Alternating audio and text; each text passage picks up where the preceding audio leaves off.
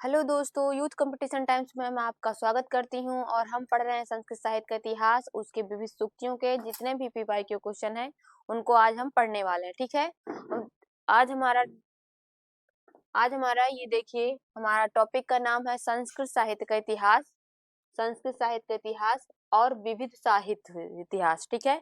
तो हम जितने भी बुक लगी हुई हैं, मुद्रा राक्षस से आया है, नैषधि से आया है, शिशुपाल से आया है, जितने भी पीवाई के क्वेश्चन है मैं एक एक करके आपको बताऊंगी। ठीक है। मैं और क्वेश्चन इसमें बता चुकी हूँ जिसमें हम अगले नंबर क्वेश्चन को बताएंगे।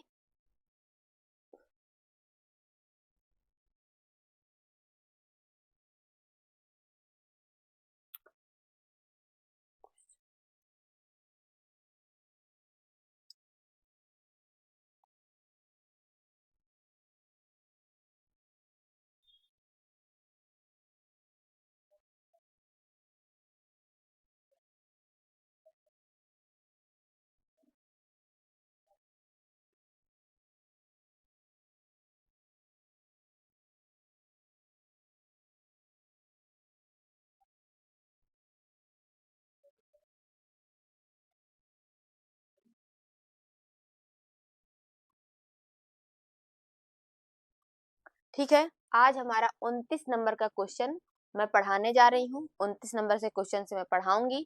मैंने इसमें संस्कृत साहित्य में और क्वेश्चन मैंने बता दिए हैं।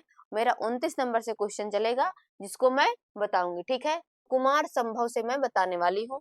इसमें और भी मैंने जो इसके अगले वाला जो वीडियो हो उसमें भी मैंने जितने भी आपके सूक्तियां आई थी, संख्या से प्रश्न बने थे, ये सारा का परिचय मैंने इसमें बता दिया। संस्कृत साहित्य का इतिहास मेरा कहने का मतलब यही है, जिसमें शिशुपाल हो गया, नैषधि चरितम हो गए, कई सारी बुकें होती हैं जिसमें सूक्तियां पूछी जाती हैं, अंक पूछे जाते हैं। उसमें कभी विशेषण पूछ लिया, कभी व्याकरण टिप्पणियां पूछ लिया, तो इन सारे क्वेश्चनों को मैं लेकर चल रही हूँ। ठीक है।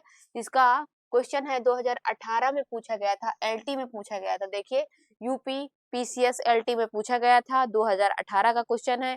अब मैं इस क्वेश्चन को बताऊंगी। 29 नंबर का क्वेश्चन क्या कह रहा है? कुमार संभव महाकाव्य, कुमार संभव महाकाव्य जो है उसमें काम दहन प्रसंग वर्तते। काम दहन का प्रसंग किस में आता है? कुमार संभव महाकाव्य है, उसमें काम दहन, काम का दहन जो होता है, काम दहन कहने का मतलब होता है जो कामदेव को भस्म कर देते हैं, उसका वर्णन किस में आता है? तो आपका पहला नाम, पहला क्या है? द्वितीय सर्ग में आता है, तृतीय सर्ग में आता है, चतुर्थ सर्ग में आता है, पंचम सर्ग में आता है। ठीक है। तो पूछ रहा है, बताइए किस सर्ग में आपका काम दहन प्रसंग आता है? ठीक है। कौन सा? काम दहन प्रसंग।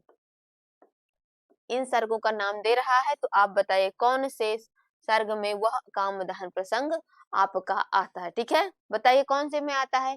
इसमें मैं आपको बता देती हूँ, कुमार संभव एक महाकाव्य है, कालिदास ने लिखा है। किसको? इसको अगर इसको लिखा किसने है?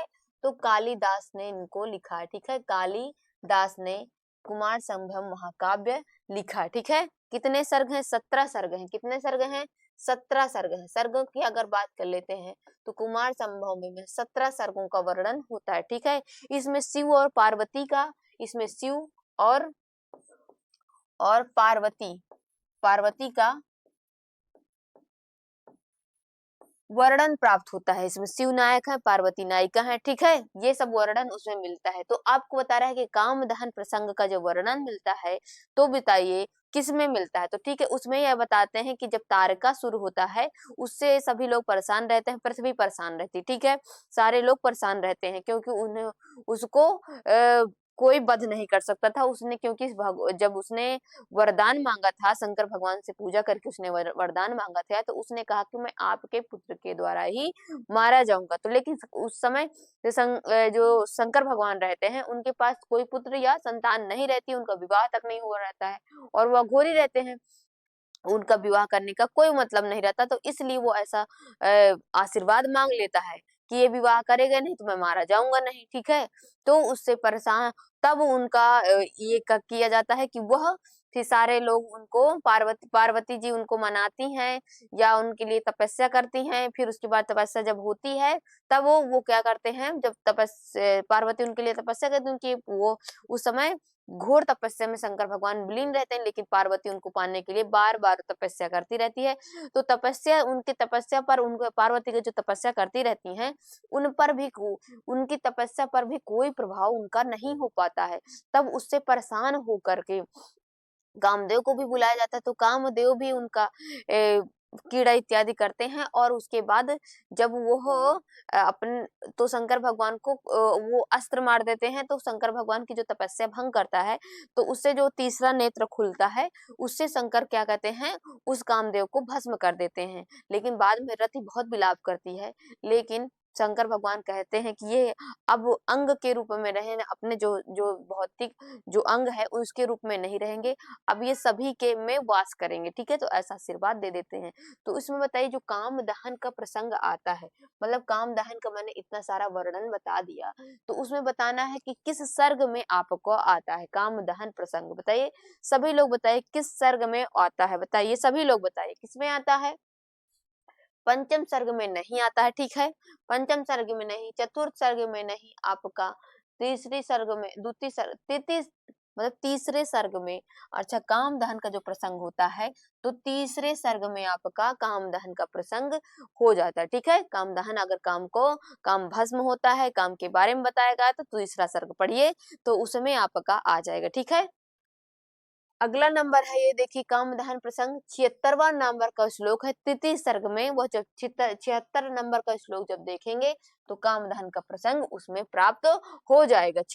76 नंबर श्लोक में वो काम दहन का प्रसंग प्राप्त होता है। ठीक है, अब पूछ रहा है अधोलिखितेषु, कह रहा है अधोलिखितेषु, अधोलिखित काव्येषु राजनीति कूटनीति विषयक काव्यम अस्ति। अर्थात जो राजनीति कूटनीति मतलब राजनीति, मतलब राजनीति जो है पॉलिटिक्स हो गया, उसमें कूटनीति मतलब कि कई तरीकों से का विषयक जो उनका विषय का वर्णन किस पुस्तक में प्राप्त होता है, किस ग्रंथ में प्राप्त होता है। ठीक है, ये देखिए किस काव्य में या ग्रंथ में प्राप्त होता है। तो पहला नंबर क्या आपको बता रहा है, नैषधीय चरितम बता रहा है। दूसरा नंबर क्या बता रहा है, कुमार संभव करके बता रहा है। तृतीय सर्ग में तीसरा नंबर सी नंबर बता रहा है प्रतिमा नाटक, बताइए। फिर आपका बता रहा है मुद्रा राक्षस, बताइए। ठीक है, तो इन सबको बताइए कौन में आपका यह आता है, नैषधीय हो जाएगा कि कुमार संभव होगा, प्रतिमा नाटक होगा कि मुद्रा राक्षस होगा। सभी लोग बताइए क्या आपका सही हो जाएगा। ग्रंथ मतलब ग्रंथ की बात कर रहे हैं तो नैषधीय, इसमें बताए ना राजनीति की बात की जा रही है, तो राजनीति की बात नैषधीय चरितम में नहीं होती है, ना ही कुमार संभव में होती है, ना प्रतिमा नाटक में होती है, मुद्रा राक्षस में होती है। मुद्रा राक्षस किसकी रचना है, यह विशाख दत्त की रचना है। किसकी रचना है, विशाख विशाख दत्त की रचना है। मुद्रा राक्षस किसकी रचना है, मुद्रा राक्षस आपकी विशाख दत्त की रचना है। विशाख दत्त की रचना है, विशाख दत्त की रचना मुद्रा राक्षस है। ठीक है, किसकी है, विशाख दत्त की रचना है। इसमें विदूषक का भाव होता है। ठीक है, इसी रचना में क्या होता है, इसमें विदूषक नहीं रहता। ठीक है, विदूषक जो रहता है उसका अभाव रहता है, विदूषक उसमें कहीं नहीं, विदूषक का अभाव रहता है, ये भी आपका हो गया। और इसमें स्त्रियों के बारे में मतलब कहीं भी इसमें स्त्रियां नहीं आती, एक स्त्री इसमें आती है, वो भी अपवाद के रूप में, मतलब कि एक ही आती है। लेकिन आप जब विदूषक पढ़ेंगे ना तो विदूषक उसमें कहीं हंसे हंसाने का कार्य नहीं किया जाता, तो विदूषक नहीं है इसमें। और राजनीति मतलब राजनीति कूटनीति की बात किया जाता है। चाणक्य बताता है उसमें मुद्रा राक्षस में होती है, उसकी अंगूठी होती है मुद्रा राक्षस, और वो जो अंगूठी के बारे में, मुद्रा राक्षस ने अंगूठी के बारे में रहता है, उसके पात्र रहता है, उसमें राक्षस एक नाम का पात्र रहता है। ठीक है, उसके बाद और उसमें ये चाणक्य उसमें राजनीति करते हैं और उसमें अपना ये गुप्तचर उसके राक्षस के पास भी रहता है कि वो ऐसा ऐसा करते हैं। तो ठीक है, तो ये राजनीति कूटनीति सारे की बात आपको वो आएगा आ जाएगा। तो मुद्रा राक्षस आप रचना पढ़ेंगे तो उसमें ही राजनीति विषय की बात की जा रही। ठीक है, इतना ही क्वेश्चन पूछा था कि जो राजनीति विषयक रहता है वो किसमें रहता है, राजनीति के बारे में। तो मुद्रा राक्षस आप पढ़ेंगे तो मुद्रा राक्षस में आपको मिल जाएगा। ठीक है, इसमें कितने अंक हैं, तो अगर अंक पूछ लेता है तो इसमें लगभग 7 अंक हैं, ठीक है, लगभग 7। प्रतिमा नाटक आप देख लीजिए, प्रतिमा नाटक किसकी रचना है, ये भास की रचना है, ठीक है, प्रतिमा नाटक किसकी रचना है, भास की रचना है। इसमें राजाभिषेक के बारे में, मतलब सीता, राम सीता का वर्णन आपको प्राप्त हो जाता है रामायण में। ये रामायण विषयक है, क्या है, प्रतिमा नाटक क्या है, रामायण विषयक है, ठीक है, ये भी ऑप्शन देख लिए। और उसके बाद कुमार संभव, तो अभी मैंने बताया कुमार संभव कालिदास की, किसकी है, कालिदास की रचना है। कुमार संभव किसकी है, आपकी कालिदास की हो जाएगी। नैषधीय चरितम, नैषधीय चरितम की बात ले लेते हैं, तो ये भास की रचना है, किसकी रचना है, श्रीहर्ष की रचना, किसकी, श्रीहर्ष की रचना है, सॉरी श्रीहर्ष की रचना नैषधीय चरितम है। इसमें नल और दमयंती के बारे में बताया गया है, नल और दमयंती के बारे में,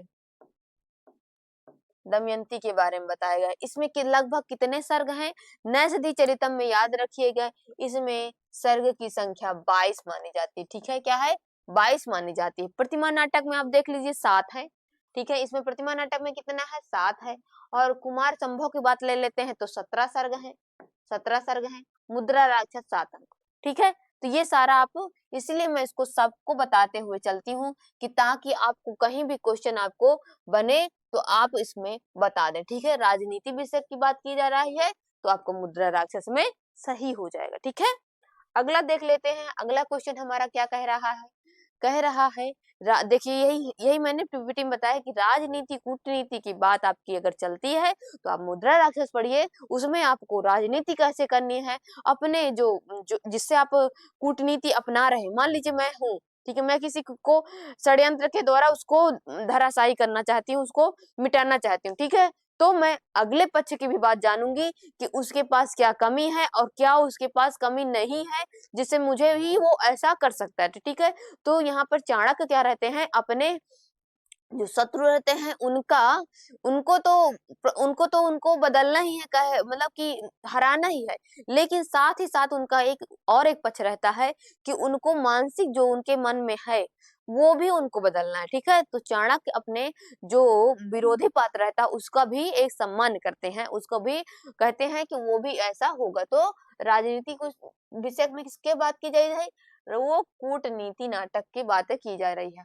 अब अगले नंबर क्वेश्चन पे चलते हैं, कह रहा है 31 नंबर का मेरा क्वेश्चन है, कह रहा है संस्कृत सुभाषिताम, सुभाषित संस्कृत सुभाषी नाम प्रसिद्धो ग्रंथम अस्ति।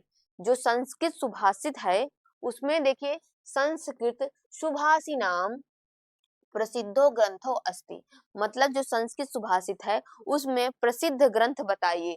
चारक संहिता पहला है, प्रसिद्ध ग्रंथ संस्कृत रत्न भंडाकर, सूक्ति परिज्ञान, सुकनासोपदेश, ठीक है। तो आप बताइए संस्कृत का सुभाषिता नाम प्रसिद्ध ग्रंथ, तो बताइए कौन सा आपका हो जाए। सभी लोगों को दिखाई दे रहा होगा, मैं हट गई हूँ, बताइए सभी लोग बताइए कौन सा आपका सही हो जाएगा।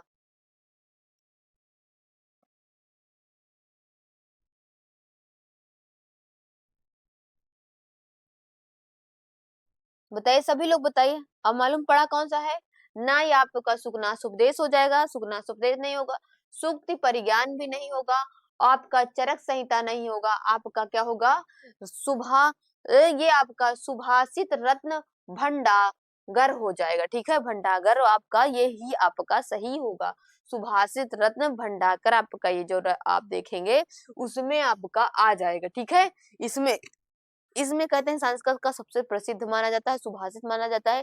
इसमें 10,000 कहते हैं 10,000 से अधिक पद माने मिलते हैं, 10,000 से अधिक पद इसमें मिलते हैं, दिखे, ठीक है। आपका इसमें आप सही कर लीजिए, आपका सुभाषित पूछ रहा था संस्कृत सुभाषित ग्रंथ, तो आपका क्या सही हो जाएगा, आपका यह सही हो जाएगा। सभी लोग लगा लीजिए, बी नंबर ऑप्शन आपका इसमें सही होगा। क्या सही हो जाएगा, बी नंबर ऑप्शन इसमें सही हो जाएगा। अगर आपको सुकनासोपदेश से अगर क्वेश्चन बनता, तो अगर सुकनासोपदेश किसकी रचना है ये आप तो जानते हैं, ये बाणभट्ट की रचना है, किसकी रचना है, बाणभट्ट की रचना है, ठीक है, बाणभट्ट की रचना है। और उसके बाद सूक्ति परिज्ञान। सूक्ति परिज्ञान की अगर बात करें तो इसके अगर रचनाकार पूछता है तो इसका राधा क्या होगा,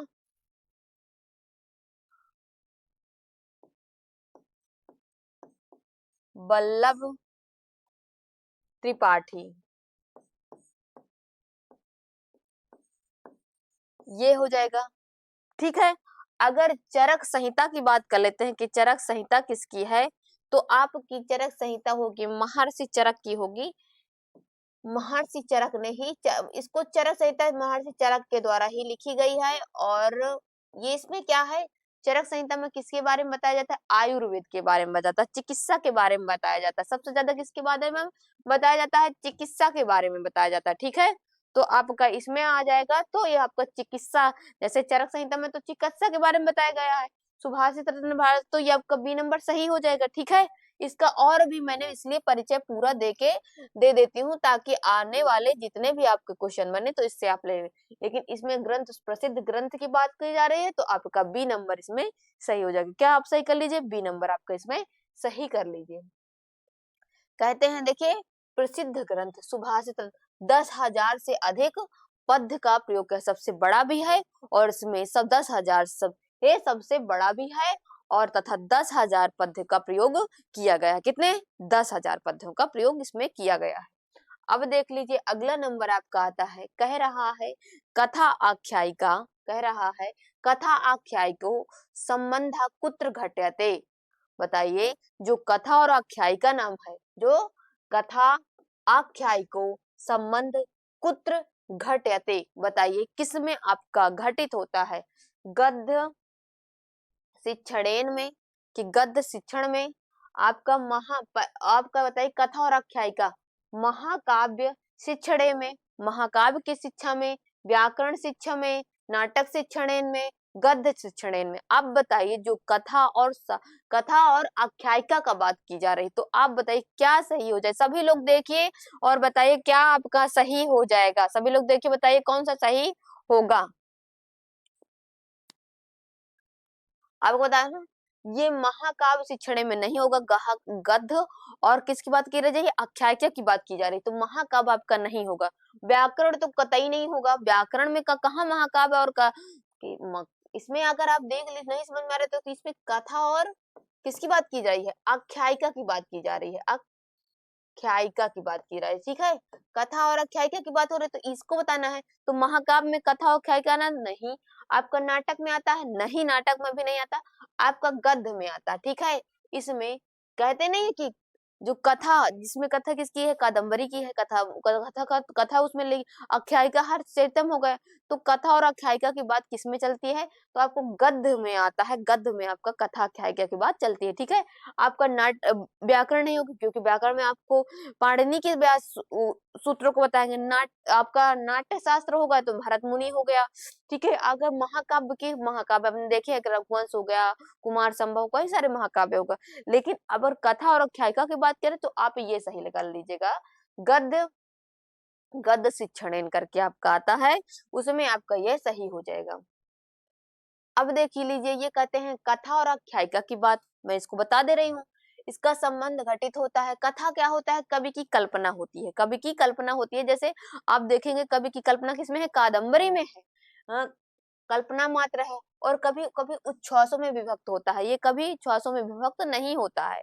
क्या होता है, उच्छ्वासों में विभक्त नहीं होता है। इसमें कथम आप देखते हैं ना, कादम्बरी में पूर्व भाग उत्तर भाग, लेकिन उच्छ्वासों में नहीं विभक्त होता है। इसकी शैली वर्णनात्मक होती है, इसकी शैली वर्णनात्मक होती है, आप देखे हैं उसमें कादम्बरी में, उसमें पांचाली रीति का प्रयोग है, बड़े बड़े उसमें शब्दकोश का प्रयोग किया गया, बड़े बड़े शब्दों को लिया गया।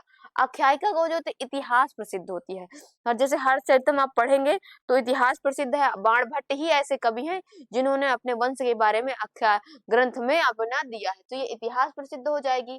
फिर ये उच्छ्वासों में विभाजन किया जाता है, हाँ तो अब हर्षचरितम पढ़ेंगे तो उसमें उच्छ्वास तो दिए ही हो गए हैं, उसमें उच्छ्वासों में विभाजन है। भावनात्मक शैली और संस्कृत आख्यायिका संस्कृत भाषा में लिखी गई जाती है। जो आख्यायिका होती है वो संस्कृत भाषा में लिखी जाती है। बस इतना याद रखिए, कादम्बरी कथा है, उसको हम उच्छ्वासों में उच्छ्वासों में हम विभक्त नहीं करेंगे, उसमें वर्णात्मक शैली का प्रयोग किए करेंगे और उसको हम पूर्व भाग उत्तर भाग में, और ये कवि की कल्पना मात्र रहती है, वो कथा की बात ले लेते हैं। आख्यायिका बात जो होती है वो इतिहास प्रसिद्ध होती है, किसकी? ऐतिहासिक होती है। जैसे हर्षचरितम में हर्ष के बारे में हुआ, अपने हर्ष के बारे में बताता है, ठीक है, हर्ष के बारे में बताता है, अपने जीवन के बारे में, तो ये बाणभट्ट की रचना हो जाएगी। तो ठीक है, आपको कथा और आख्यायिका की बात की जा रही है तो ये गद्य में आपका इसलिए सही हो जाएगा। आप इतना सब याद रखिएगा। अब देख लीजिए, कह रहा है कि बाणभट्ट कृत सहर, मतलब बाणभट्ट ने हर्ष चरित है, बाणभट्ट का हर्ष चरित है। बताइए, बाणभट्ट का तो हर्ष चरित है, मैंने बताया ही, तो क्या है वो? बताइए। कथा है बाणभट्ट का, हाँ, पहला पहला नाम है कथा है, फिर दूसरा नाम है आख्यायिका है, फिर तीसरा है उपन्यासिका है, फिर आपका हो जाएगा चंपू है। तो आप सभी बताइए कि आपका बाणभट्ट ने आप जो हर्षचरितम लिखा है वो किसके अंतर्गत आती है? ठीक है, तो कथा के अंतर्गत वह नहीं आती है। ठीक है, किसके अंतर्गत? कथा के अंतर्गत नहीं आती है। कथा के अंतर्गत आप देख लीजिए कादम्बरी आती है। किसका आती है? कादम्बरी आती है। ठीक है, ये कथा के अंतर्गत आती है और ये कवि की एक कल्पना होती है। वो 3 जन्म होते हैं, 3 जन्मों पर है, 3 जन्म है इसमें, और ये कवि की कल्पना है। क्या है? कवि की कल्पना है। ठीक है, और इसमें क्या होता है? इसमें चंद्रापीड़, सुकनास और वह सम्पायन, लक्ष्मी, पुंडरी, बहुत सारे पात्र इसमें प्राप्त होते हैं।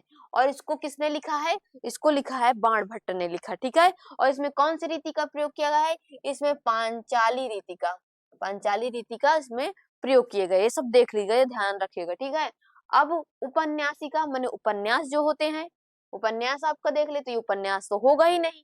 आपका चंपू देख लेते हैं, तो चंपू आपको नल चंपू देख लीजिए। नल चंपू आपके सामने उदाहरण है, नल चंपू, इसमें आप देख लीजिए, आपको नल चंपू सामने उदाहरण मिल जाएगा कि नल चंपू त्रिविक्रम भट्ट की रचना है और उसमें आपको चंपू काव्य हो, इसमें गद्य, ये चंपू जो होता है ना, गद्य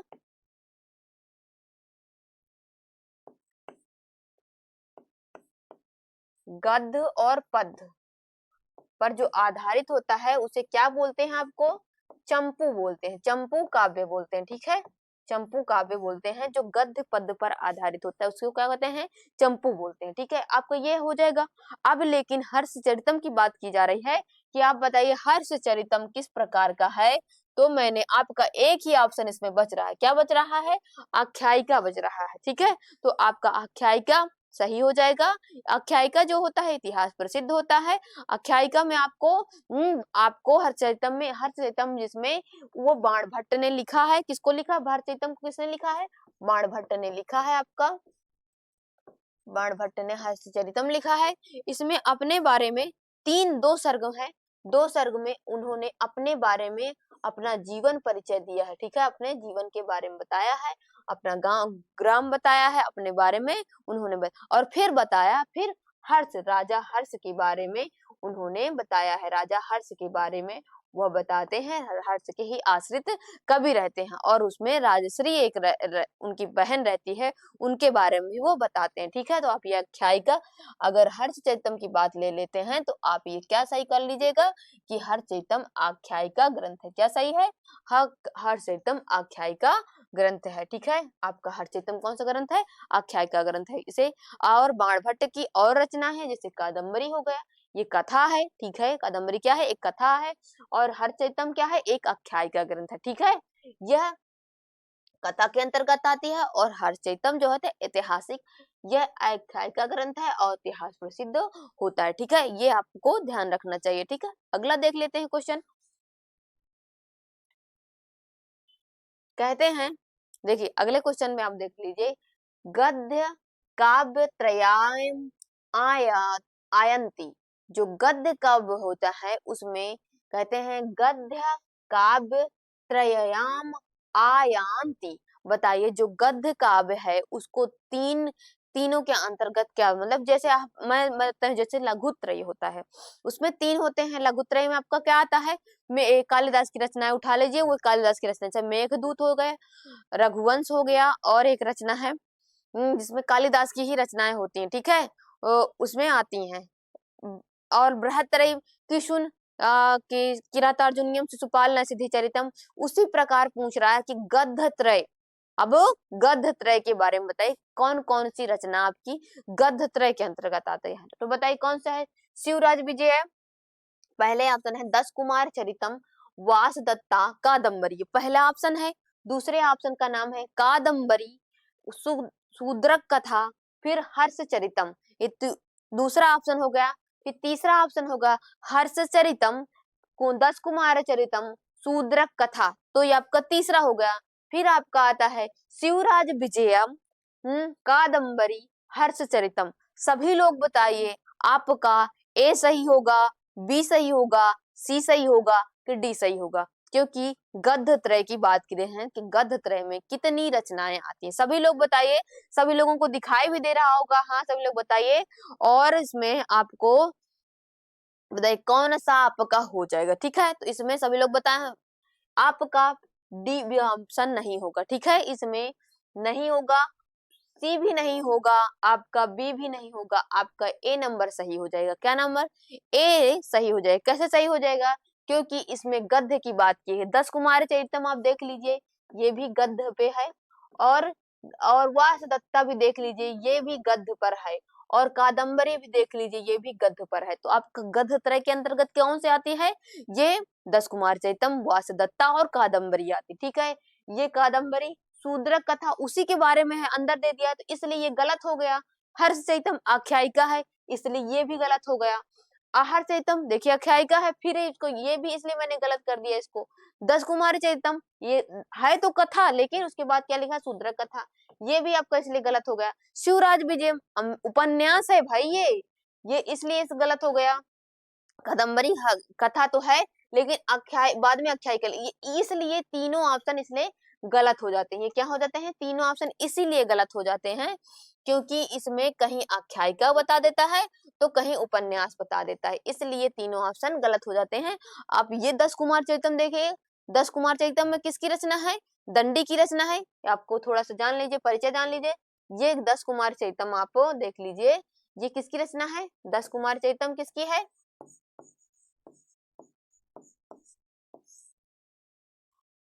10 कुमार चरितम किसकी है, दंडी की रचना मानी जाती है। दंडी ने इसको लिखा है, इसमें 10 कुमारों के बारे में आपका वर्णन मिलेगा, ठीक है। वासदत्ता की बात कर लेते तो ये किसकी रचना है, सुबंधु की रचना है। किसकी, आप सभी लोग नोट डाउन करके चलते रहिएगा, ठीक है, सुबंधु की रचना है। कादम्बरी तो आप बाणभट्ट की रचना जानते हैं, ये कथा है, ठीक है, कथा है। उस पे आप देख लीजिए, शूद्रक वर्णन, सुखनासोपदेश वर्णन, पंपा सरोवर वर्णन, अछोक सरोवर वर्णन, कई सारे, जाबाली वर्णन और हारित वर्णन, सभी का वर्णन आता है, ठीक है, तो ये इसमें इसलिए सही हो जाएगा। वासदत्ता भी आप सुबंध की रचना है, उसको आप देख लीजिए, उसमें बहुत ढेर सारे पात्र में। 10 कुमारी चैतम ये भी है आपका, इसलिए ये सही हो जाएगा, ठीक है, इसलिए आपका ये सही हो जाएगा। सब अपना 10 कुमार चैतम में 10 कुमारों के बारे में वर्णन मिलता है, ठीक है, ये सब याद रखिएगा।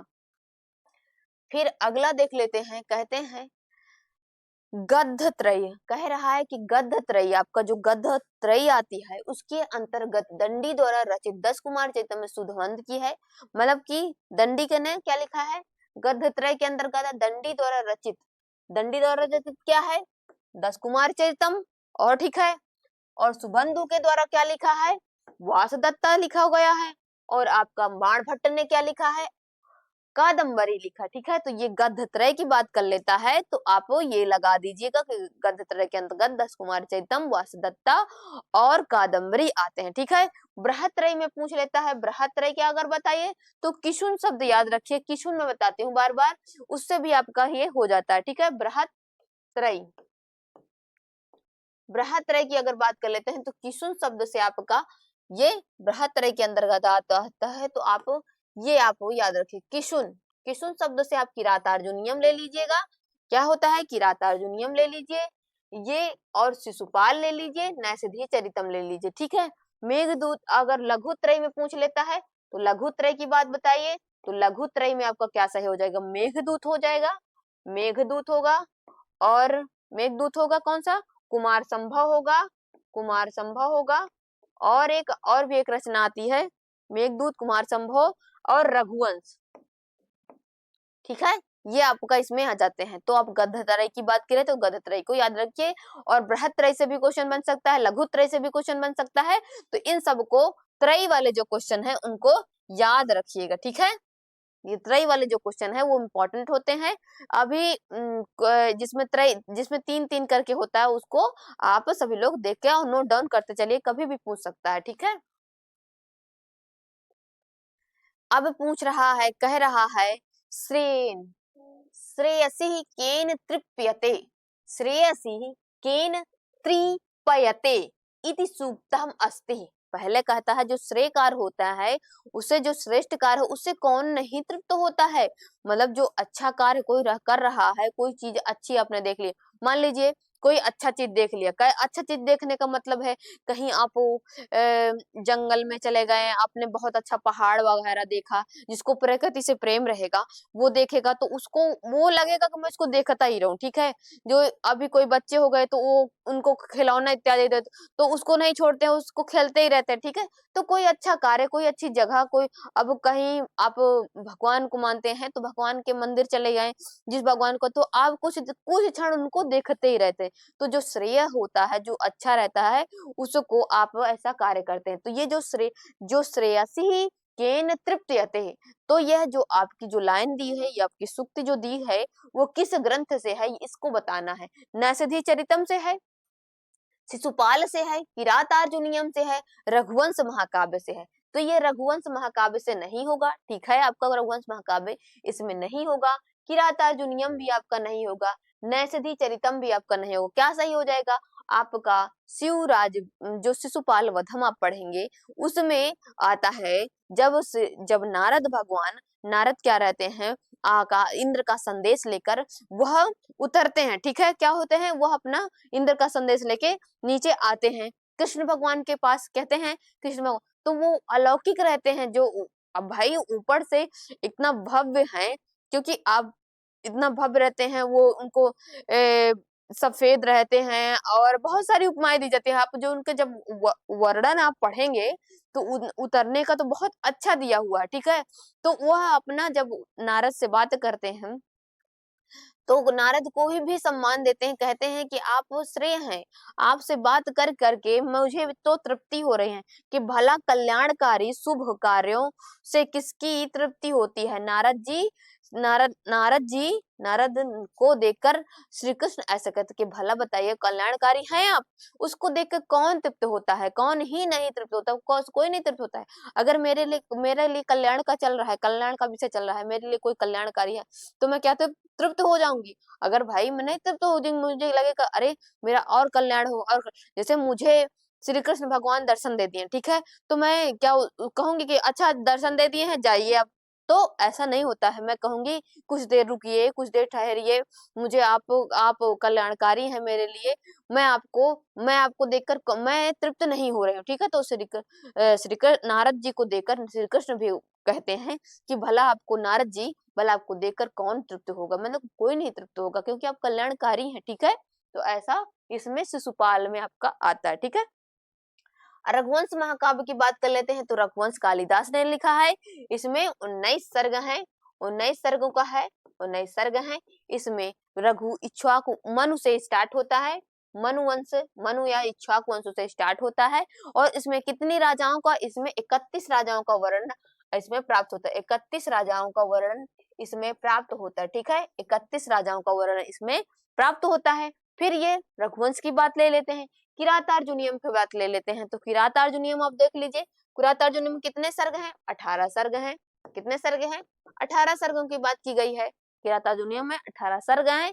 बताता है इसमें किसके हैं, भारवी ने लिखा है इसको, किसने लिखा है, भारवी ने लिखा है किरातार्जुनीयम, किसने लिखा है, भारवी ने लिखा है। इसमें इसमें क्या रहता है, अर्जुन, अर्जुन नायक रहता है, और प्रतिनायक जो रहते हैं, प्रतिनायक की अगर बात कर लेते हैं,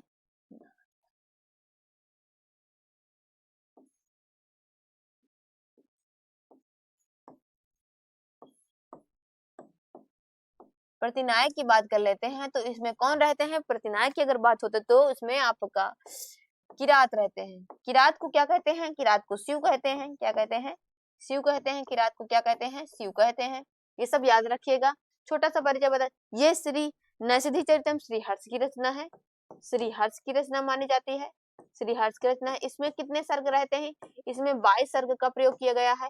और आपका ये सब याद रखिएगा। ये सब छोटा छोटा मैंने बता दिया है क्योंकि हर एक का मैं चारों ऑप्शन बताती हूँ ताकि आपको आने में कम मतलब कि कोई भी आपको इनसे क्वेश्चन पूछ ले तो आपको बताने में कोई कंफ्यूजन ना हो। ठीक है, तो ये श्रेयसीकेन तृतीय आपका शिशुपाल से है। तो शिशुपाल को किसने लिखा है?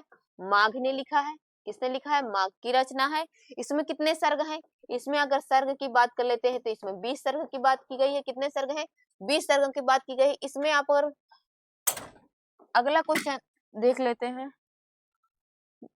इसमें कितने सर्ग हैं? इसमें माँ के द्वारा रचित है। इसमें 20 सर्ग की बात की जाए, नायक श्री कृष्ण है। अब अगला क्वेश्चन आता है शिशुपाल वधम महाकाव्य सर्गाणाम संख्या अस्ति। तो पूछ रहा है कि शिशुपाल महाकाव्य होता है उसमें बताइए सर्ग की संख्या कितनी होती है। तो अभी ही मैंने बताया है कितने सर्ग की संख्या होती है। पहला ऑप्शन क्या नाम है? 18 होती है। फिर पंच 10 15 होती है, 20 है कि पंचविंशति होते हैं। बताइए आप शिशुपाल महाकाव्य पहले ये देख लेते हैं। इसका शिशुपाल महाकाव्य के रचयिता कौन है?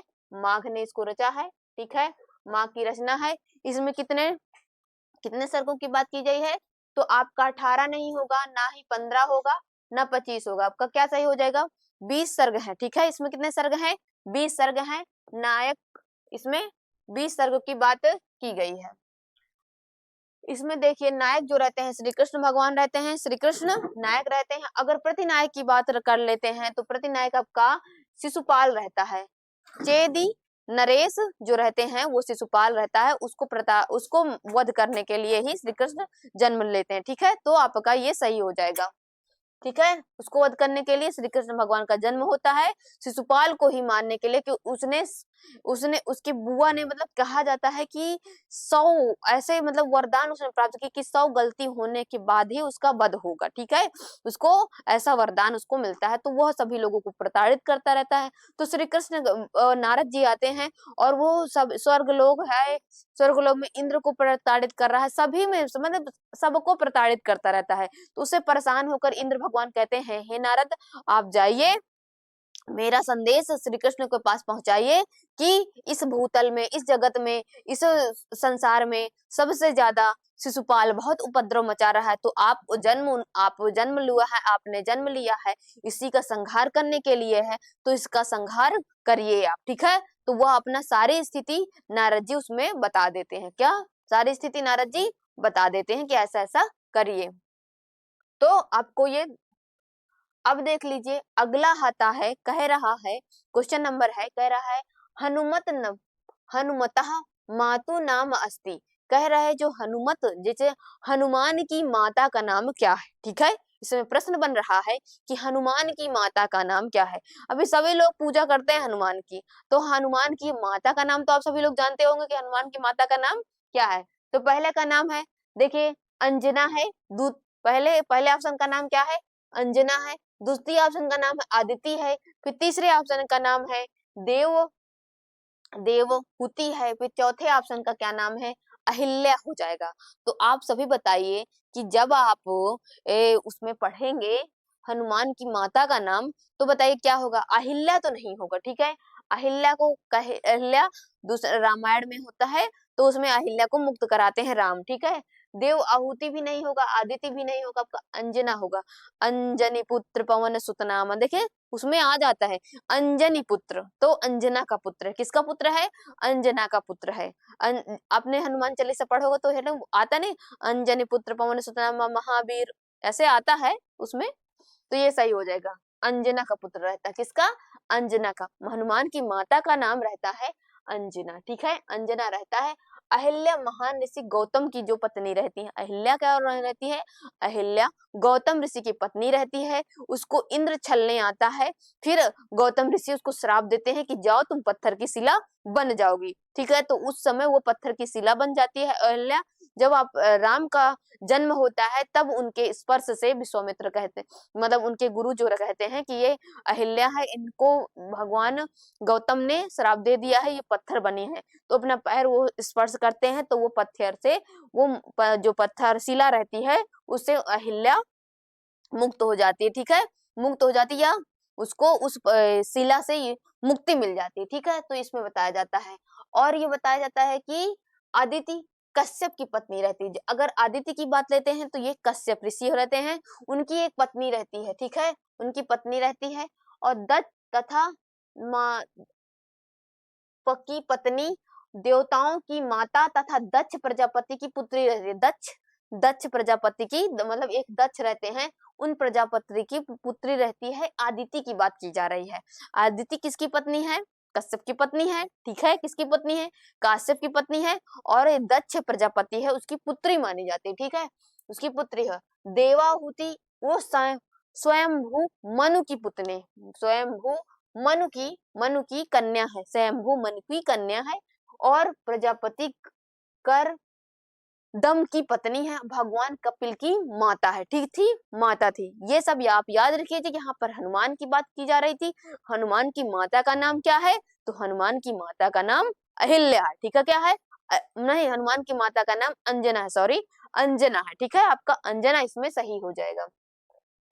देख लीजिए, कहते हैं महाकाव्य में न्यूनतम सर्ग कितने हैं? अगर महाकाव्य आप पढ़ रहे हैं, कौन सा महाकाव्य पढ़ रहे हैं, तो आप ये जान लीजिए, जैसे एक महाकाव्य लोग लिखते हैं, ठीक है। साहित्य दर्पण में महाकाव्य का लक्षण बताया जाता है कि एक महाकाव्य को स्टार्ट करने के लिए क्या क्या होना चाहिए। धीरोदत्त मतलब नायक जो होता है, धीरोदात, धीरो प्रसंग, ऐसे प्रकार का नायक, धीरोदत्त ही नायक होना चाहिए, ठीक है।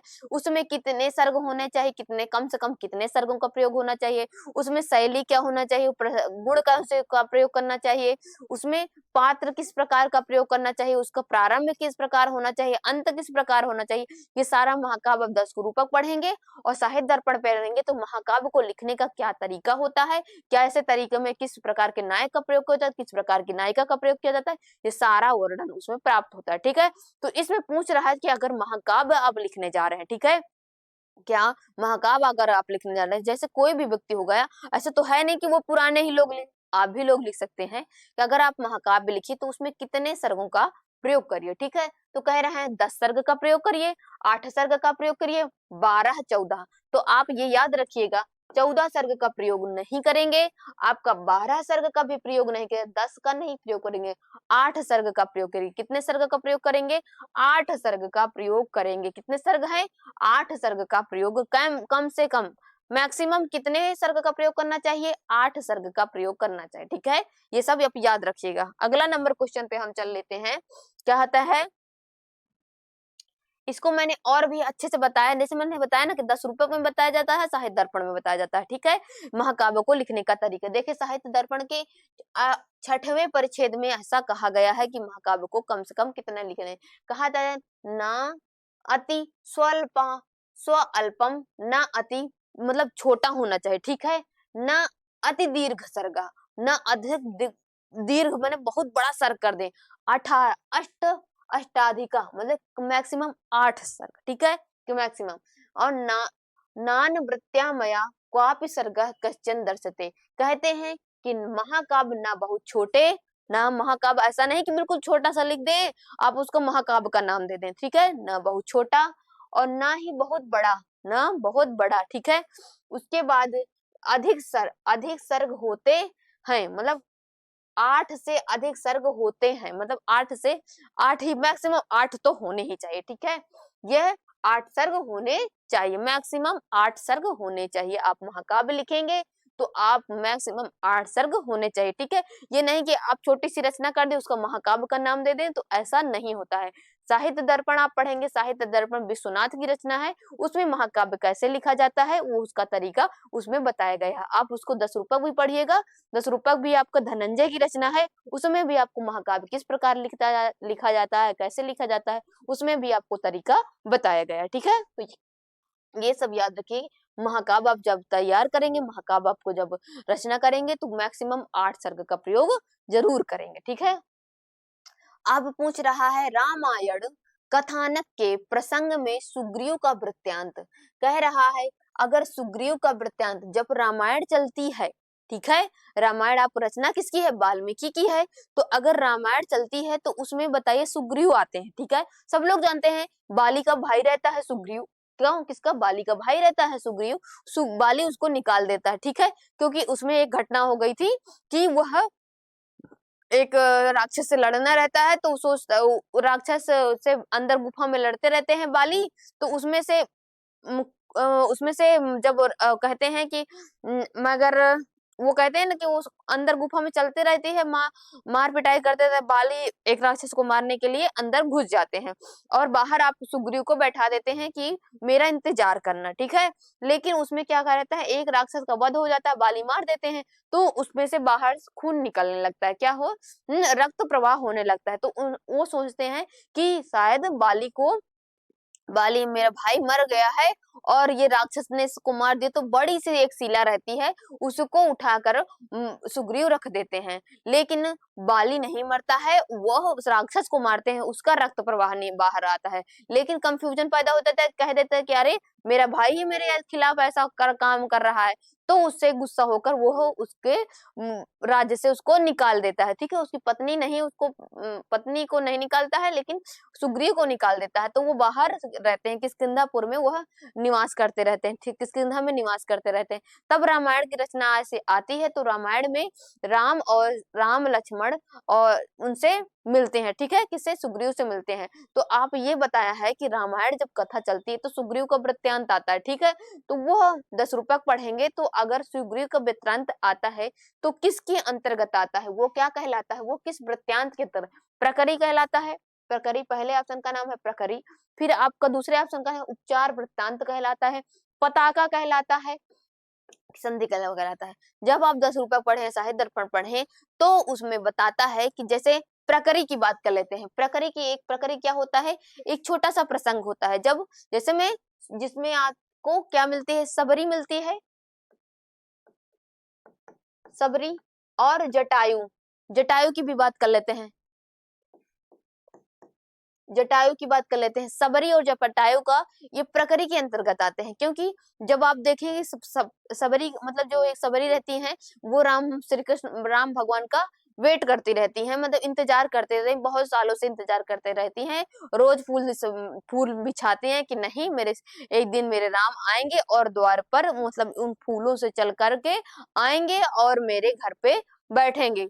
तो वो ऐसा घटित होता है, वो सबरी जाते हैं राम, उनके दरवाजे पे वो फूल बिछाए रहती हैं और वो बेर बेर इत्यादि खिलाती हैं। जटायु भी एक कहानी आती है, जटायु के बारे में कि जटायु से मतलब रावण से लड़ाई करता है और सीता को बचाने की कोशिश करता है, ठीक है। तो जटायु की बात, इनकी कहानी थोड़ी सी मैंने रामायण में आती है, फिर उसके बाद उनका थोड़ा कहानी बताकर उन पर वहीं पे अंत कर देते। लेकिन सुग्रीव जो होता है, तो ये प्रकरी नहीं होगा, ठीक है। तो आपका प्रकरी नहीं होगा, प्रकरी को देख, और संधि भी आपका नहीं होगा, आपका क्या, और उपचार वृत्तांत आपका पताका सही हो जाएगा। पताका कैसे सही हो जाएगा, पताका जो दूर तक चलती है, कोई कथा कहाँ तक, दूर तक चलती है। जैसे आप सुग्रीव का नाम लेंगे तो आप देखेंगे सुग्रीव किष्किंधा कांड में रहता है, किष्किंधा कांड में रहता है, इसकी किष्किंधा के बाद आरण्य कांड में भी रहता है, उत्तरकांड में, ऐसे मतलब वो थोड़ा दूर तक चलता है। इस कांड में बताया, दूसरे कांड में भी आएगा, तीसरे कांड में, जैसे वो अपना जैसे रावण के वध हो जाता, उसके बाद भी वो वहां जाते हैं, वहां भी उसका मतलब वो दूर तक कथा उनकी चलती रहती है। जब दूर तक कथा चले जाए किसी पात्र को पकड़ करके, जैसे सुग्रीव को, तो वो पताका, अगर वो थोड़ी सी कहानी बता करके वही समाप्त कर दे तो वो प्रकरी हो गए, ठीक है। ये सब भेद आप जान लीजिए, ये सब भेद आपको जानना जरूरी होती है, ठीक है। अगर हम ये सब आपको अगर पूछा जाता है कि ये सब किसके अंतर्गत आती हैं, तो ये अर्थ प्रकृतियां होती हैं, उसके अंतर्गत आते हैं। अर्थ प्रकृतियां होती हैं, अर्थ प्रकृतियां होती हैं, उसके अंतर्गत आता है। पहले अर्थ प्रति का क्या नाम है, बीज, बीज क्या नाम रहता है, पहले का नाम क्या रहता है, बीज, फिर बिंदु, बीज बिंदु, प्रकरी,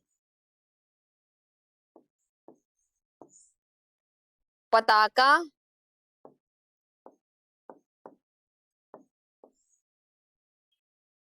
कार्य।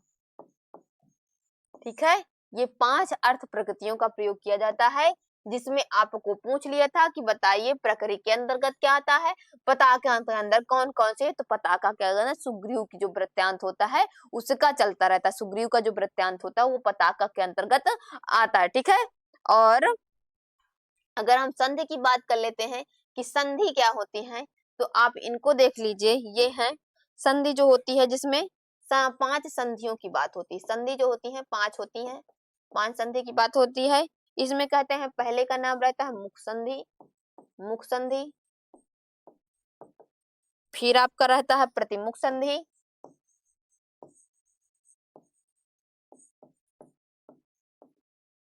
फिर आपका आता है गर्भ संधि, फिर आपका होता है विमर्श संधि, फिर आपका आता है निर्वहन। क्या आता है? निर्वाहन। ठीक है, तो ये पहला है, ये दूसरा है, ये तीसरा है, ये चौथा है, ये पांचवा है। ठीक है, ये पांचवा है। आप ये सब देख लीजिएगा, ये आपका इसमें सही हो जाएगा। ठीक है, ये सब इसमें सही हो जाएगा। आपका किसमें क्या आता है ये सब आपको देखना जरूरी है, क्योंकि मैंने इसमें बताया है, क्योंकि 10 रूपक में और साहित्य दर्पण में ऐसी बातें चलती हैं। ठीक है, तो आपको प्रकृति की जानना आवश्यक होता है, प्रतिमुख के अंतर्गत कौन कौन सी घटना आ सकती है, किस प्रकार की आ सकते हैं, प्रकृति के अंदर कौन से आ सकती हैं, संधि के अंदर कौन, बीज बिंदु के अंतर्गत कौन कौन सी रचनाएं आती हैं, किस प्रकार की रचना, बिंदु क्या होता है, बीज क्या होता है, बिंदु क्या होता है, ये सारा आपको जानना आवश्यक हो जाता है। ठीक है, इसमें लेकिन सुग्रीव का वृत्तांत की बात करें तो यह आपका पताका के अंतर्गत आता है। आपका क्या के अंतर्गत आता है? पताका के अंतर्गत आपका यह आता है।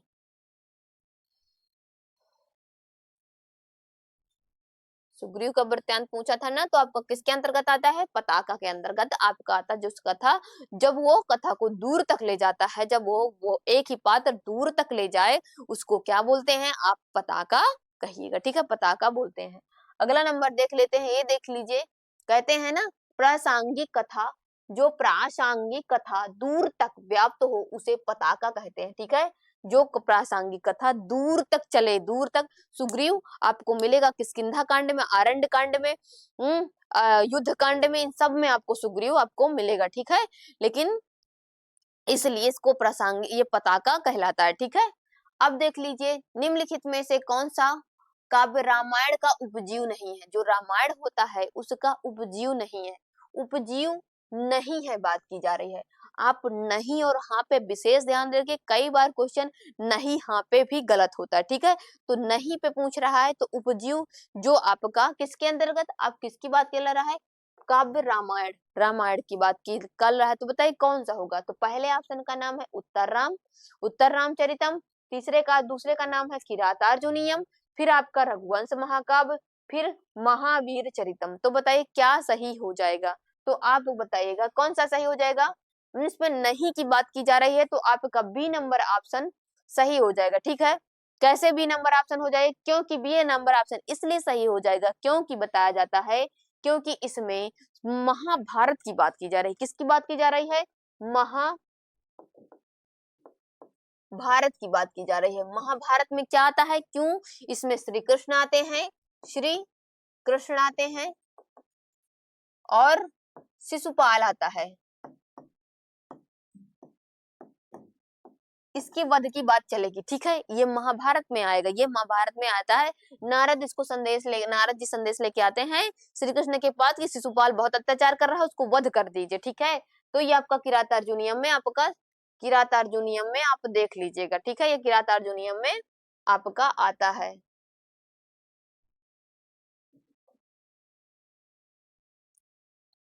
किरातार्जुनीयम किस महाभारत में आता है ना, किरातार्जुनीयम में। और इसमें शिशुपाल की बात नहीं चल रही है, इसमें किसकी बात चलती है? श्री कृष्ण। इसमें ये महाभारत से तो आता ही है, लेकिन इसमें किसकी बात चलती है? मुझसे गलत हो गया। इसमें किरात मतलब शिव भगवान। किरात अर्थात क्या होता है? किरात अर्थात शिव शंकर भगवान, जो शिव क्या रहते हैं? प्रतिनायक रहता है। किरात क्या रहता है? प्रतिनायक रहता है। ठीक है, और इसमें नायक कौन रहता है? नायक रहता है, जो प्रमुख नायक रहता है वो अर्जुन रहता है। क्या रहता है?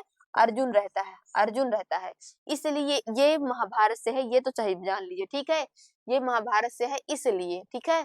और इसमें अगर ये आप बी नंबर इसमें लगा दिए हैं, बी नंबर इसमें सही हो जाएगा। अगर उत्तर रामचरितम की बात है, क्योंकि इसमें देख लीजिए ये नहीं, क्योंकि ये महाभारत से होने पर ये आपका सही हो जाएगा, ठीक है। महाभारत से होने पर पूछ रहा है कि रामायण पूछ रहा है ना, काव्य रामायण का उपजीव नहीं की बात कर रहा है, रामायण जो होता है उस काव्य का उपजीव नहीं है, तो किरातार्जुन क्योंकि वो महाभारत से है, ठीक है, इसलिए बी नंबर ऑप्शन सही हो जाएगा। और ये ए नहीं होगा, आपका सी नहीं होगा, डी नहीं होगा, तो ए और सी और डी इसलिए नहीं होगा क्योंकि महावीर चरितम पढ़ेंगे तो उसमें राम के बारे में है, रघुवंश पढ़ेंगे तो उसमें राम कथा के बारे में है, उत्तर रामचरितम पढ़ेंगे तो उसमें राम की कथा के बारे में आते हैं, ठीक है। तो ये राम जो इसमें भी पात्र है, इसमें भी राम पात्र है, इसमें भी राम पात्र है, ये और राम कौन सा है, रामायण, ठीक है। रामायण से बात चल रही है तो राम तो बेशक ही आएंगे, लेकिन किरातार्जुनीयम में रामायण राम नहीं आएंगे, तो ये बी नंबर ऑप्शन नहीं पे बात पूछ रहा था, तो किरातार्जुनीयम इसलिए आपका सही हो जाएगा, ठीक है। ये सब आप याद रखिएगा।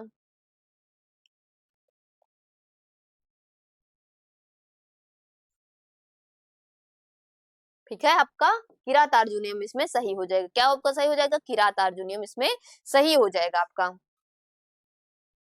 कह देते ना भवभूति, उत्तर भवभूति किसने लिखा, भवभूति ने क्या लिखा है, उत्तर रामचरितम लिखा। आपने मैं आपको मालूम होगा कि उत्तर रामचरितम को भवभूति ने लिखा है, 7 अंक रहते हैं और इसमें तृतीय अंक बेहद इंपॉर्टेंट रहता है। इसमें तमसा मुरला और भागीरथी सीता छाया के रूप में रहती है, ये सब वर्णन, और राम बार बार मूर्छित हो जाते हैं उस जगह को देकर, पंचवटी को वन को देकर बार बार वो मूर्छित हो जाते हैं।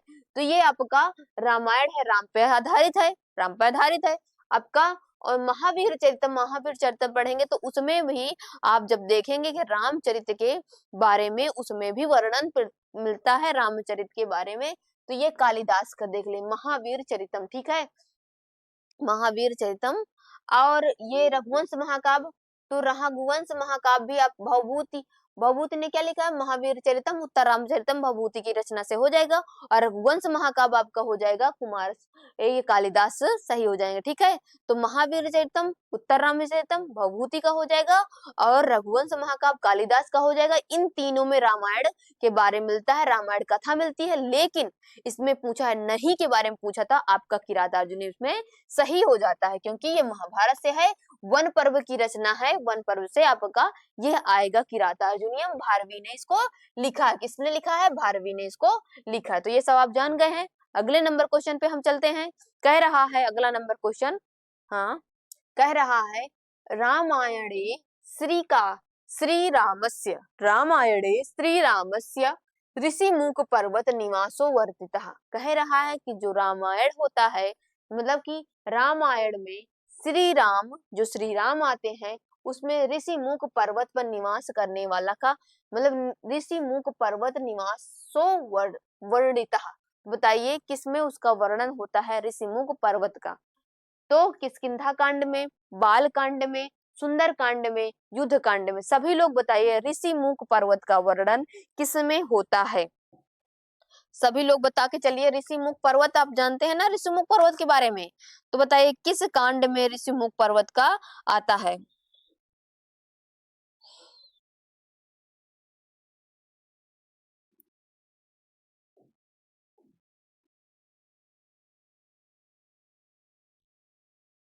बताइए सभी लोग बताइए कौन सा आपका सही, युद्ध कांड में नहीं होगा, ये ऋषिमुख पर्वत का वर्णन पूछ रहा है, तो किस कांड में मिलता है, युद्ध कांड में नहीं आपका मिलता है, सुंदर कांड में भी आपका नहीं मिलता है, और बताइए बाल कांड होगा किष्किंधा कांड होगा। सभी लोग ऑप्शन देख कर बताइए कौन सा आपका सही हो जाएगा, ठीक है।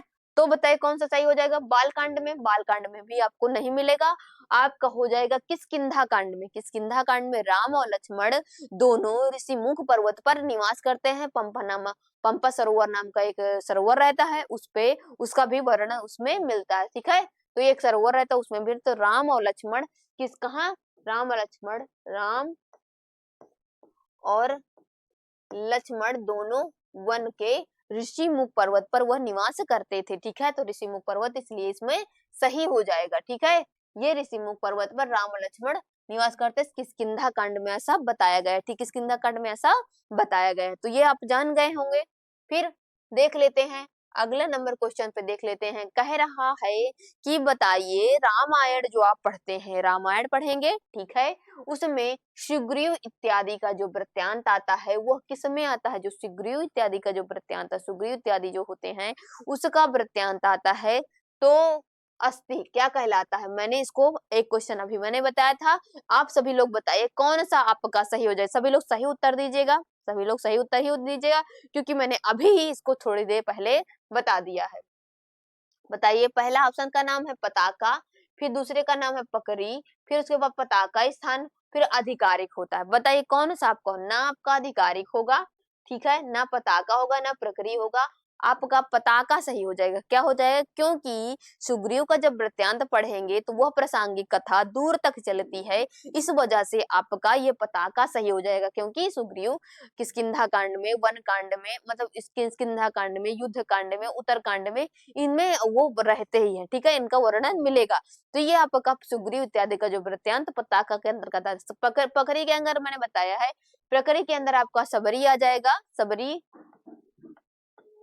सबरी आ जाएंगी, और कौन से आ जाएंगी? सबरी हुई और जाएंगी, और कौन आ जाएंगी? सबरी आ जाएंगी, और कौन आ जाएंगी? जटायु इत्यादि का जो वर्णन होगा तो वह इसमें कहलाता है। लेकिन आपको इसमें सुग्रीव का इत्यादि वृत्तांत बता तो पताका आपका इसमें सही हो जाएगा। क्या सही हो जाएगा? पताका सही हो जाएगा। ये देखिए, पताका के अंतर्गत सुग्रीव इत्यादि का वृत्तांत आता है। ये देख लीजिए, कहते हैं ना 5 अर्थ प्रकृतियां बताई गई हैं, 5 अर्थ प्रकृतियां बताई गई हैं। कैसे लिख दिया है? 5 अर्थ प्रकृतियां होते हैं, जान लीजिए, बीज, बिंदु, पताका, प्रकरी, कार्य, ठीक है। ये महाकाव्य को 7 खंड में बांटा गया है। कितनों? 7 कांडों में महाकाव्य को बांटा गया। कितने कांडों में? 7 कांडों में आपका महाकाव्य बांटा गया, ठीक है। ये सब आप याद रखिएगा, पीवाईक्यू क्वेश्चन बहुत इंपॉर्टेंट है। इसको इसी लेकर मैं इसी को सभी को, क्योंकि इसीलिए मैं उसको संस्कृत साहित्य के इतिहास में जितने भी आपके जितने भी ग्रंथ से बने हुए, महाभारत की बात ले, रामायण की बात ले लेते हैं, शिशुपाल की बात लेते हैं, किरातार्जुनीयम की बात ले लें, कितने जितने भी मुद्रा राक्षस की बात, जितने भी ग्रंथों में आपके पीवाईक्यू क्वेश्चन में सूक्तियां पूछे, कांड पूछे, ये सारी चीजें पूछे, कौन किसके अंतर्गत आता है, इसीलिए मैं सारा का वर्णन, आप इसको पढ़ेंगे तो आपके लिए बेहद इम्पोर्टेंट हो जाएगा।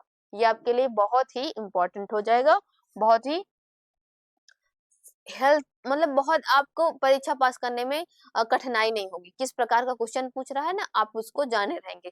क्योंकि आप जब पढ़ते हैं तो आपको एक ही पुस्तक से नहीं एग्जाम देना रहता है, विभिन्न पुस्तक लगती है, ठीक है। तो उन विभिन्न क्वेश्चन पुस्तकों में किस प्रकार का क्वेश्चन बनता है, इससे समझे रहेंगे तो आपका पेपर निकालना संभव हो जाता है, ठीक है। निकल लेंगे आप, क्योंकि आपका इससे क्योंकि मैं इसको इसलिए क्योंकि आयोग के द्वारा जितने भी आयोग, मतलब ये देख लीजिए, यूपी ARP AP परीक्षा में 2015 में पूछा गया था। तो देखिए, इसीलिए मैं बताती हूँ कि मैं सारे के सारे क्वेश्चन, मेरे जब क्वेश्चन निकालती हूँ तो उसमें देखिएगा आपको पीवाईक्यू हुई क्वेश्चन रहते हैं, ठीक है। आपके आयोग के द्वारा बनाए हुए क्वेश्चन है, चाहे RBC की बात कर ले, चाहे UGC नेट की बात कर ले, चाहे आप TGT की बात कर ले, चाहे PGT की बात करें, चाहे DSSB की बात करें, जहां से भी LT की बात करें, सभी से ये संस्कृत साहित्य के इतिहास में जितने भी आपके किरात हो गया, शिशुपाल हो गया, नरसिंह चरितम हो गया, जितने भी रामायण हो गया, महाभारत, जितने भी क्वेश्चन बनेंगे उसको मैं लेकर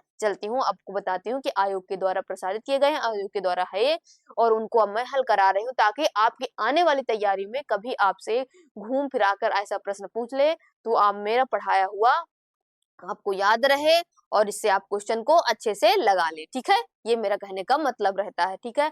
अब थोड़ी बात बहुत हो चुकी है, अब अगले नंबर क्वेश्चन पे चलते हैं। कह रहा है रामायणे अंगिरस, रामायण आप जब पढ़ेंगे, रामायण रचना पढ़ते हैं तो बताइए किस रस का ज्यादा प्रयोग होता है, कौन सा रस का अधिक वह होता है। बताइए, करुण रस का, वीर रस का, शांत रस का, श्रृंगार रस का। जो उसका अंगीरस बताना है, सभी लोग बताइए, आपको सभी लोगों को दिखाई भी दे रहा होगा, इसलिए मैं हट जाती हूँ बार बार कि इसमें कौन सा आपका सही हो जाएगा। अंगीरस की बात की जा रही है, तो बताइए कौन सा आपका सही हो जाएगा। इसमें ना तो श्रृंगार रस होगा, ना शांत होगा, ना वीर होगा, आपका करुण रस। क्योंकि देख लीजिए जब रामायण होती है सबसे ज्यादा करुण रस का प्रयोग होता है। क्योंकि देखिए जैसे वो राम लक्ष्मण का वो विद्या तक पढ़ते रहते हैं, विद्या उनका समाप्त हो जाती है, बाद में उनके पिताजी की मृत्यु हो जाती है, ठीक है। तो वहां पे उनको करुणा का सामना करना पड़ता है। फिर उनको वन चले जाते हैं, तो वन में कई सारी उनकी लड़ाई हो जाती है, बहुत सारा कष्ट। भाई जो राज्य में मतलब इतने सुख से पला होगा, उसको अचानक से वन भेज जाए तो उसको कठिनाई तो होगी ही, ठीक है। तो उनको वन में भी उनका जो रावण रहता है उनको भी प्रताड़ित करता है, सीता जी को ले जाता है, बाद में बेचारों उनको युद्ध करना पड़ता है। फिर सीता जी को लेके आ जाते हैं अपने पास कि नहीं अब ठीक है, अब हमारे जीवन में सुख आने वाला है। हाँ? तो उसको फिर वो लोकापवाद हो जाता है कि नहीं सीता अच्छी ही नहीं है। फिर राम को भी दुख हो जाता है। तो सबसे ज्यादा आप पढ़ेंगे तो उसमें करुण रस का ज्यादा प्रयोग किया गया है। सबसे ज्यादा रोना पीटना धोना मालूम रहते, एक बार बिछड़ते हैं फिर आते हैं, एक बार बिछड़ जाते हैं फिर आते हैं, एक बार इनका तो बहुत सारी वो उसमें वेदना का सामना करना पड़ता है, ठीक है। क्योंकि अपने पुत्र से भी वो विरक्त रहते हैं, बाद में उनके पुत्र जब उनका पुत्र जन्म लेते हैं तो दूसरे जगह जन्म लेते हैं। भाई माता पिता के पास पुत्र जन्म ले तो उनके कितना सुखी हो, लेकिन वो लोग का बहुत उनके उनका उनको छोड़ना पड़ता है, ठीक है, उनको छोड़ना पड़ता है। बताओ कि जंगल में उनके पुत्र और सीता जी इतना दुख उठाती हैं, राम जी इतना दुख उठाते हैं, बार बार। एक बार तो देखिए एक बार किसकी वजह से बिछड़ना होगा, रावण की वजह से बिछड़ना होगा, एक बार अपने राज्य के पाठ की वजह से बिछड़ना होगा। तो आपका ये सही हो जाएगा, ठीक है, करुण रस आपका इसमें हो जाएगा। रामायण में करुण रस का प्रयोग किया गया है। और इसमें कितने कांड है, 7 कांडों के बात की गई है, सबसे ज्यादा 7 कांडों की बात की गई है। सबसे बड़ा महाकाव्य माना जाता है, भारत का सबसे बड़ा महाकाव्य कौन सा होता है, रामायण होता है, ठीक है। कहते हैं कि रामचरितार्थ वाल्मीकि को वरदान, मतलब रामचरित आप पढ़ते हैं तो उसमें वाल्मीकि को मतलब होता है रामचरित्र ज्ञानार्थ, मतलब रामचरित ज्ञानार्थ हम वाल्मीकि को वरदानम, मतलब इसमें रामचरित आप पढ़ेंगे तो उसमें वाल्मीकि को वरदान कौन देता है, वाल्मीकि को वरदान किसने दिया था, रामचरित जब आप पढ़ेंगे तो वाल्मीकि ऋषि आते हैं, वाल्मीकि के ऋषि के द्वारा ही रामायण लिखी जाती है। तो पूछ रहा है कि अब बताइए कि उनको वरदान किसने दिया था, ठीक है, ऐसी रचना को लिखने के लिए। तो बताइए, नारद ने दिया था, गौतम लिख रहे हैं, ब्रह्मा ने दिया, मालवा ने दे दिया था। कौन सा ऑप्शन इसमें सही हो जाएगा, जब रामचरितमानस पढ़ेंगे आप तो वाल्मीकि को वरदान प्राप्त होता है, तो किस ऋषि ने, किस देवता ने उनको वरदान दिया था, तो ये आपको बताना है, ठीक है। तो बताइए कौन सा ऑप्शन है सही, मालवा आपका नहीं होगा, ठीक है, नारद भी आपका नहीं होगा, गौतम नहीं होगा, आपका कौन सही हो जाएगा, ब्रह्मा, ठीक है। क्योंकि कहा जाता है कि रामचरितमानस एक ऐसी घटना होती है, ऐसी रचना होती है, उसमें जो ऋषि वाल्मीकि रहते हैं वो कहाँ रहते हैं, ऋषि वाल्मीकि की बात की चल रही है। ऋषि वाल्मीकि उसे नदी के किनारे स्नान करते रहते हैं, वहां पर एक हंस का जोड़ा रहता है, हंस का जोड़ा रहता है, उसको एक बहेलिया मार देता है, तो उनकी करुण उनके एक हंस का जोड़ा और उससे एक जोड़े को मार देता है तो दूसरा वहीं पर तड़प तड़प कर मर जाता है। तो उनको ऐसे देख करके उनको उस बहेलिया को एक छंद के द्वारा बताते हैं, एक श्लोक बोलते हैं।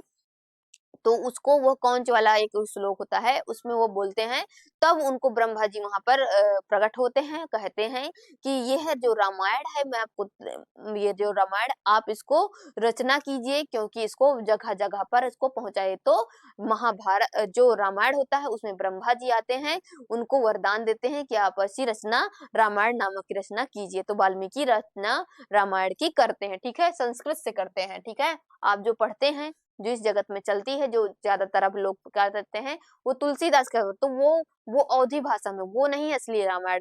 असली जो रामायण है, जो जो मेन राइटर के द्वारा, वो वाल्मीकि ऋषि के द्वारा वो लिखी गई है, संस्कृत से अब वो मिलती है, ठीक है। तो इसको देख लीजिएगा। कहते हैं वाल्मीकि को ब्रह्मा जी ने वरदान दिया और यहीं से रामायण रचना की नींव रखी गई, यहीं से ब्रह्मा जी ने वाल्मीकि को वरदान दिया और वहीं से रामायण की नींव रखी गई थी, ठीक है, महर्षि वाल्मीकि ने वरदान दिया था। अब ये बताया जाता है कि महर्षि वाल्मीकि को किसने, ब्रह्मा जी ने वरदान है, वाल्मीकि को रामायण की कथा नारद ने सुनाई थी। वाल्मीकि को जो रामायण की कथा क्या घटना हुई, किस प्रकार की घटना हुई, तो उसको सारी कथा नारद ने सुनाई थी। और लिखने वाला कौन थे, तो वाल्मीकि लिखने वाले थे। और वरदान किसने दिया था, ब्रह्मा ने वरदान दिया था। ठीक है, ब्रह्मा आएंगे, ब्रह्मा उतर के आएंगे ना, किसको वरदान दे देंगे, वाल्मीकि को। ठीक है, वाल्मीकि को वरदान देंगे कि तुम रचना लिखो। ठीक है, ऐसे ऐसे रचना मैं तुम्हें आशीर्वाद देता हूँ कि तुम्हारी रचना तुम लिखो उस रचना को। लेकिन रचना के बारे में बताएगा कौन, तो नारद जी आते हैं, उनको सारा वृत्तांत बताते हैं कि ऐसा ऐसा घटित हुआ, ऐसा ऐसा हुआ, तब वह लिखते चले जाते हैं। ठीक है, तो ये सब आप याद रखिएगा। फिर बताया जाता है, कहा जाता है कि सर्गोबद्ध, मतलब सर्गों में कौन किसका, मतलब जो सर्ग में है, अर्थात सर्गों में कौन सा निबंधन किया जाता है। चंपू काव्य होता है, ये सर्गों में आता है, कि महाकाव्य सर्ग में आता है, गद्य काव्य सर्ग में आता है, कि नाटक सर्ग में आता है। बताइए सभी लोग, बताइए क्या आपका सही हो जाएगा। 45 नंबर क्वेश्चन पे हम चल रहे हैं, सभी लोगों को बताना है कौन सा इसमें सही हो जाएगा।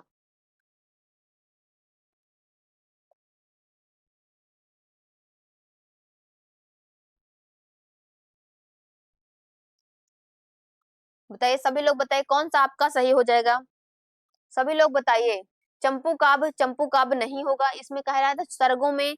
तो आप देखिए चंपू काव्य किसमें है, उच्छ्वास में विभक्त किया है। नल चंपू उच्छ्वासों में है, ये चंपू है, नल चंपू उच्छ्वासों में विभक्त किया गया है।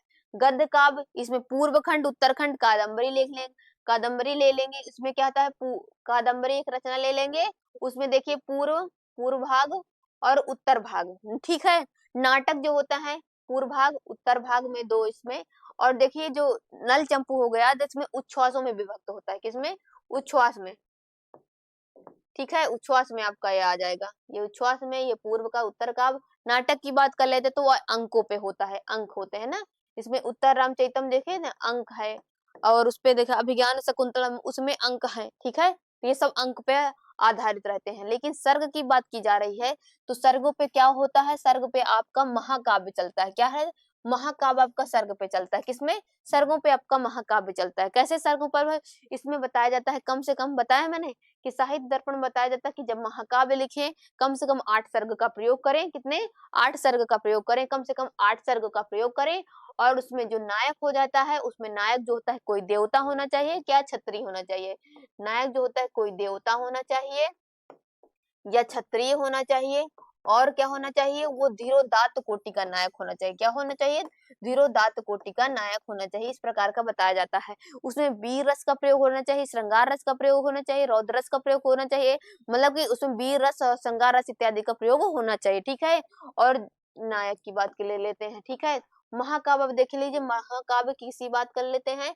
महाकाव्य आप देख लीजिए, रघुवंश महाकाव्य पूछ लेता है।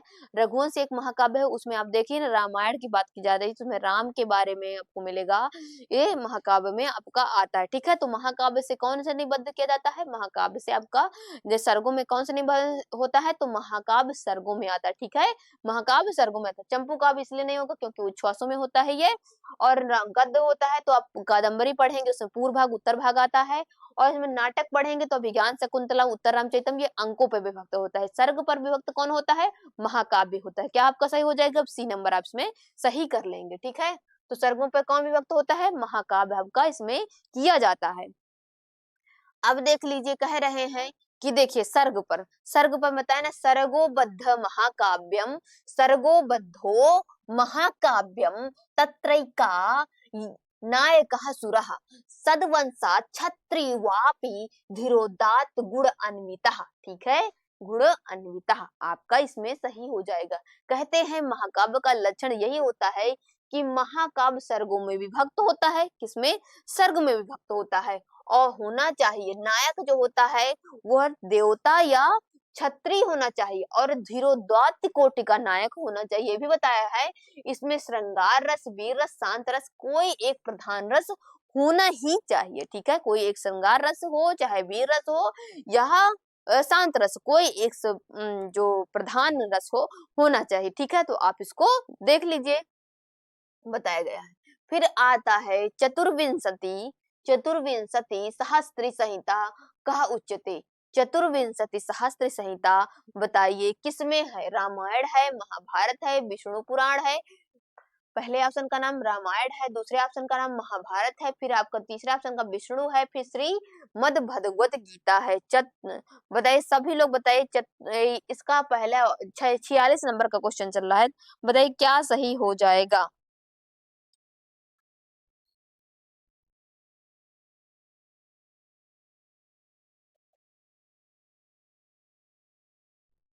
बताइए सभी लोग बताइए क्या सही हो जाएगा।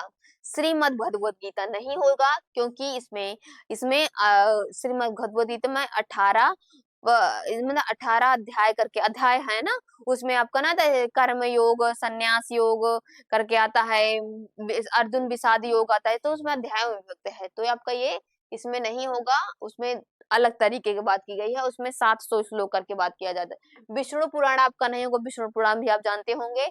महाभारत भी आपका नहीं होगा, क्योंकि महाभारत देख लीजिए उसमें इतने कह रहा है ना, ये चतुर्विंशति सहस्त्र संहिता, मतलब ये अगर जान लीजिए कि चतुर्विंशति सहस्त्र संहिता अर्थात 24,000 श्लोक, कितने हजार, 24,000 श्लोकों की अगर बात की जाती है तो किसमें होता है, तो ये आप देख लीजिए रामायण में 24,000 श्लोकों की बात की गई है। 24,000 श्लोक किसमें प्राप्त होते हैं, रामायण में आपको प्राप्त होते हैं, ठीक है।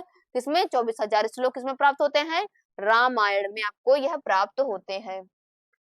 रामायण में कहते हैं चतुर्विंशति सहस्त्र संहिता आपको वाल्मीकि के द्वारा जो लिखा गया रचना है रामायण, वाल्मीकि ने क्या लिखा है, रामायण, उसमें आपको श्लोक प्राप्त हो जाएंगे। तो 24,000 श्लोक, 24,000 श्लोक आपको काव्य रामायण में प्राप्त होता है, ठीक है। और महाभारत में अगर महाभारत की बात कर लेते हैं तो सतसहस्त्री संहिता महाभारत में प्राप्त होती है।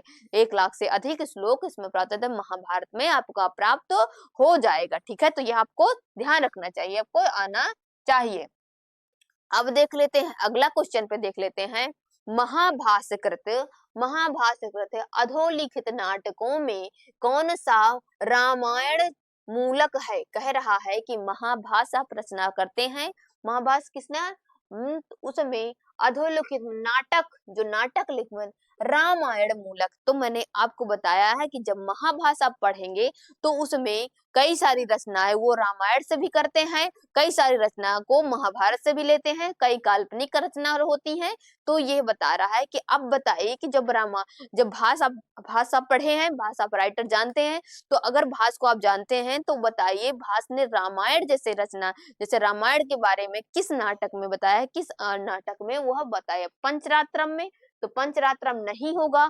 बालचरितम में नहीं होगा, उर्भंगम में भी आपका नहीं होगा। आपका क्या सही जाएगा, अभिषेक नाटक में रामायण, इसमें आपको बताया जाता है, जिसमें मैंने बताया है कि भास जो होते हैं उन्होंने अभिषेक नाटक जो होता है उसमें बताया जाता है, क्योंकि रामायण के बारे में अभिषेक नाटक में राम के राजाभिषेक की बात की गई है। भास ने जब रचना लिखी अभिषेक नाटक, तो रामायण में राम की कथा के बारे में बताया, तो रामायण की बात चल रही तो राम के बारे में आ जाएगा, तो रामायण इसमें आपका अभिषेक नाटक इसमें सही हो जाएगा, क्योंकि भास ने अभिषेक नाटक की बात उसमें करते हैं, ठीक है, ये आपका सही हो जाएगा। फिर आपका आ जाता है उर्भंग। उर्भंग आपका क्या हो जाता है, उर्भंग जो होता है वो जिसमें यह किससे है, ये उर्भंग महाभारत से है, किससे है, महाभारत से है, महाभारत से है। और ये किससे है, रामायण से है, हाँ। और ये किससे है, ये महाभारत से है, ये भी महाभारत से है, और ये भी महाभारत से है, महाभारत से आपका ये हो जाएगा, ठीक है। महाभारत से आपका ये सब तीनों हो जाएंगे, क्यों, क्योंकि उर्भंग मतलब जो जंघा का जो भंग करता है वो भीम करता है, इसमें भीम की कथा, उर्भंग में भीम बताता है, भीम के बारे में बताया जाता है, उर का भंग किया जाता है, भीम के बारे में। और बालचरितम में तो आप श्री कृष्ण को देख लीजिए, उसमें बताया जाता है। पंचरात्र में 5 रात्रें होती हैं, जिसमें महाभारत के 5 रात्रियों के बारे में बताया जाता है, जिसमें उसमें द्रौपदी के पुत्र इत्यादि शामिल होते हैं, ठीक है। तो ये आपका जो ABCD जो होते हैं वो नहीं होकर आपका रामायण की बात चल रहा है, तो आपका ये अभिषेक नाटक हो जाएगा, क्योंकि इसमें राम कथा के बारे में, राम के बारे में आपका वर्णन प्राप्त हो जाता है, ठीक है। आपका राम के बारे में किसका वर्णन प्राप्त होता है, ठीक है, ये आपको जान लीजिएगा। अब देख लीजिए, कहते हैं ना कि भास ने क्या लिखा है, अभिषेक नाटक लिखा है। किसने? भास ने अभिषेक नाटक लिखा है। वह कहते हैं अभिषेक नाटक महाभारत चंपू काव्य है, उसमें आपको प्राप्त होगा। ठीक है, ये आपको इसमें देख लीजिएगा। अगला नंबर देख लेते हैं, कस्य काव्यम कस्य कथा रामायण आश्रितम नास्ति। कह रहा है कि बताइए जो कौन सी कथा है जो रामायण पर आश्रित नहीं है। नास्ति, नास्ति मतलब नहीं है की बात कर रहा है। तो बताइए आपका कौन सा सही हो जाएगा? रघुवंश महाकाव्य होगा, भट्टी काव्य होगा, जानकी हरण होगा, किरातार्जुनीयम होगा। रामायण पर आश्रित नहीं की बात की जा रही है। तो रघुवंश आपका इसके रघुवंश बताइए नहीं है के बारे में बात बताइए। तो आप लोग सभी लोग बताइए क्या सही हो जाएगा। मैं पहले ही बताने लगी हूँ, लेकिन आप लोगों को भी मौका दे रही हूँ कि बताइए कौन सा आपका सही हो जाएगा। ठीक है, नहीं, अगर रामायण पर आश्रित नहीं है, मतलब रामायण जिसमें ये सिंपल सी बात समझ लीजिए, आश्रित ना आश्रित जाने दीजिए। इसमें कह रहा है कि आकर ये बताइए जो रामायण की बात चल रही है तो उसमें किसकी रामायण की कौन सी घटना, कौन से जो रचना होगी उसमें रामायण के बारे में नहीं उपलब्ध होता है, नहीं मिलता है। ठीक है, इसके बारे में बताया जाए तो इसमें आपका क्या हो जाएगा? रघुवंश महाकाव्य तो देखिए ना, रामायण तो मिलता है भाई उसमें, रामायण तो ये नहीं होगा। आपका भट्टी काव्य भी नहीं होगा, इसमें भी रामायण की कथा के बारे में मिलता है। और जानकी हरण, जानकी मतलब सीता जी, सीता जी की बात चल रही है तो ये भी तो इस रघुवंश और जानकी तो आप लगा ही लेंगे, ये नहीं होंगे। भट्टी काव्य आप अगर रचना थोड़ा सा अगर जानते हैं तो उसमें भी रामायण के बारे में बताया जाए, लेकिन नहीं की बात की जाए तो आपका क्या हो जाएगा? किरातार्जुनीयम इसमें सही हो जाएगा, क्योंकि यह महाभारत पर आश्रित होती है। यह महाभारत पर है, यह महाभारत पर है। और इसमें क्या होता है?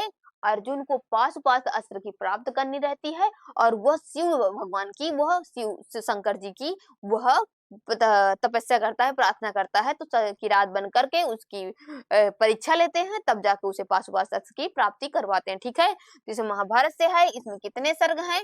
इसमें अगर किरातार्जुनीयम पूछ लेता है कितने सर्ग हैं तो 18 सर्गों में है। ठीक है, कितने सर्ग हैं? 18 सर्गों को लिखा किसने है? भारवी ने इसको लिखा है, भारवी ने इनको लिखा है किरातार्जुनीयम। इसमें नायक कौन है? तो नायक हो जाए अर्जुन, और प्रतिनायक की बात करेगा तो वो आपकी किरात सही हो जाएगा, और नायिका की बात करें तो द्रौपदी सही हो जाएगा। ठीक है, इसमें द्रौपदी सही हो जाएगा। ठीक है, आपका ये सब सही हो जाता है, तो किरातार्जुनीयम इसमें सही हो जाएगा। जानकी हरण, जानकी हरण रामायण पर है आपका, ये रामायण पर है आपका, ये भी रामायण पर है, और ये भी आपका रामायण पर है। ठीक है, ये तीनों रामायण पे होगा, लेकिन नहीं की बात करें तो आपका किरातार्जुनीयम इसमें सही हो जाएगा। ठीक है, किरातार्जुनीयम इसमें सही हो जाएगा।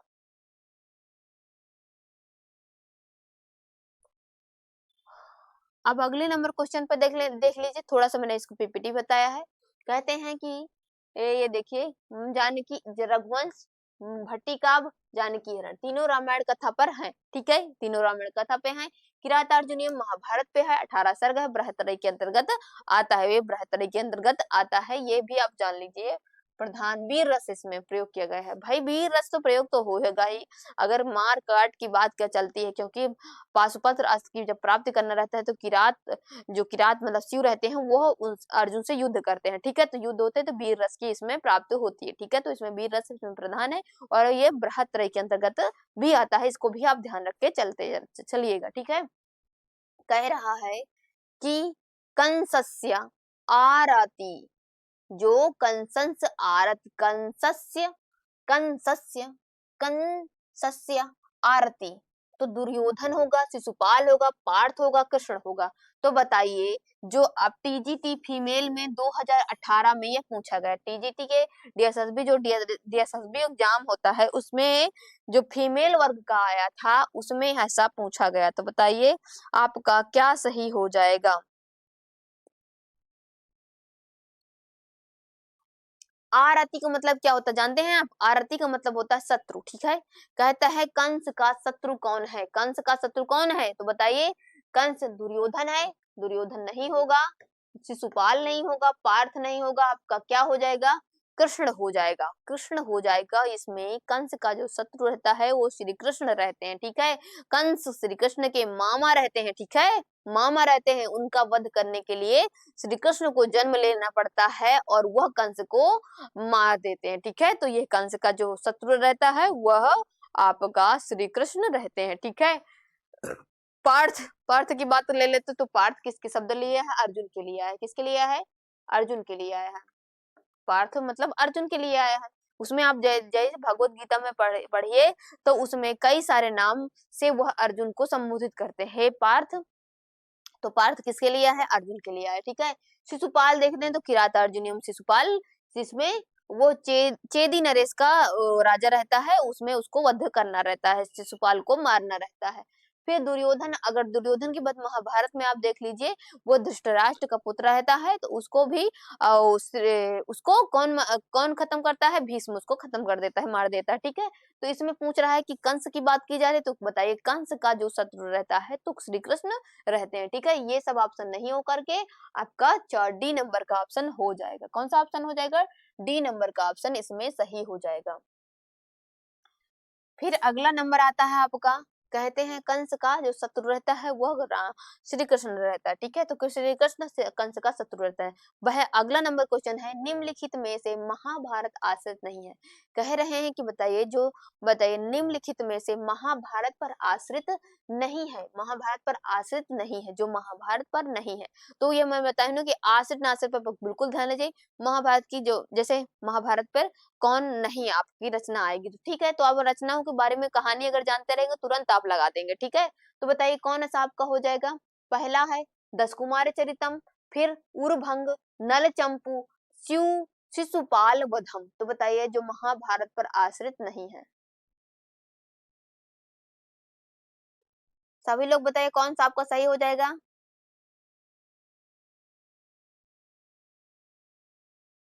सभी लोग बताइए, तब मालूम हुआ आपको? सभी लोग हाँ दिखाई दे रहा है? हाँ अब दिखाई दे रहा होगा। बताइए कौन सा आपका सही हो जाएगा। ठीक है, कह रहे हैं महाभारत पर आश्रित नहीं है, तो डी नहीं होगा, सी नहीं होगा, बी नहीं होगा। नहीं की बात की जा रही है तो दस कुमार चरितम हो जाएगा। क्यों दस कुमार चरितम हो जाएगा? दस कुमार चरितम दंडी की रचना है, ये पहले जान लीजिए। किसकी रचना है?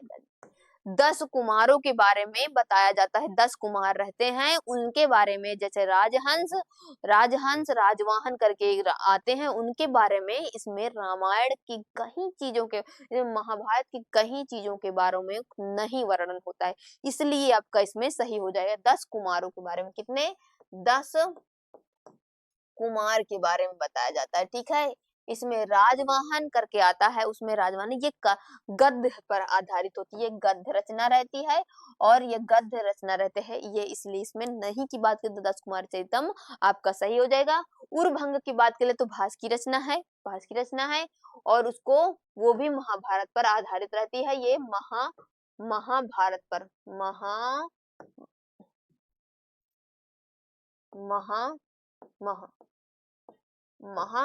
महाभारत पर ये आश्रित रहती है, महाभारत पे, क्योंकि उसमें उर्भंग की बात की, इसमें जो रहता है उसका भंग मतलब उर्भंग के मतलब जंघा को तोड़ने इत्यादि का वर्णन रहता है। आप उर्भंग की थोड़ी सी कहानी आप जितना अपने फोन चलाते हैं, शॉर्ट्स देखते हैं, इतने रील्स चलाते हैं, उसके अलावा अगर थोड़ी सी कहानी उर्भंग की देखेंगे तो उसमें आपको उर्भंग में किस चीज का वर्णन मिलता है वो भी आपको प्राप्त हो जाएगा। नल चंपू की बात करें तो उच्छ्वासों में है, इसमें नल और दमयंती की कथा की वर्णन के बारे में बताया जाता है, और किसकी रचना है? त्रिविक्रम भट्ट की रचना मानी जाती है। शिशुपाल देख लेते हैं, शिशुपाल इसमें न जब आप पढ़ेंगे ना, नल और दमयंती कैसे हो जाएगा? क्योंकि वन पर्व में रहता है, वन पर्व की ये घटना रहती है, तो ठीक है। तो इसलिए आपका इसमें महाभारत पर, ये भी महाभारत पर ही आश्रित रहता है। कहा जाता है कि महाभारत की ही एक घटना रहती है, नल और दमयंती की जो रचना रहती है। शिशुपाल पढ़ेंगे तो शिशुपाल तो आप जानते हैं कि शिशुपाल को 100 वरदान, मतलब कि 100 गलती होने के बाद ही उसको मृत्यु होगी, उसको वैसा वरदान मिला रहता है। जो 100 गलती उसकी समाप्त हो जाती तो श्री कृष्ण उसको मार देते हैं, तो उसमें ये महाभारत पर ही है, आपका कहलाता है, ठीक है। ये महाभारत पर है, तो ये तीनों आपके महाभारत पर है। तो नहीं की बात करें तो दस कुमार चरितम आपका सही हो जाएगा, ठीक है। दस कुमार चरितम इसमें आपका सही हो जाएगा।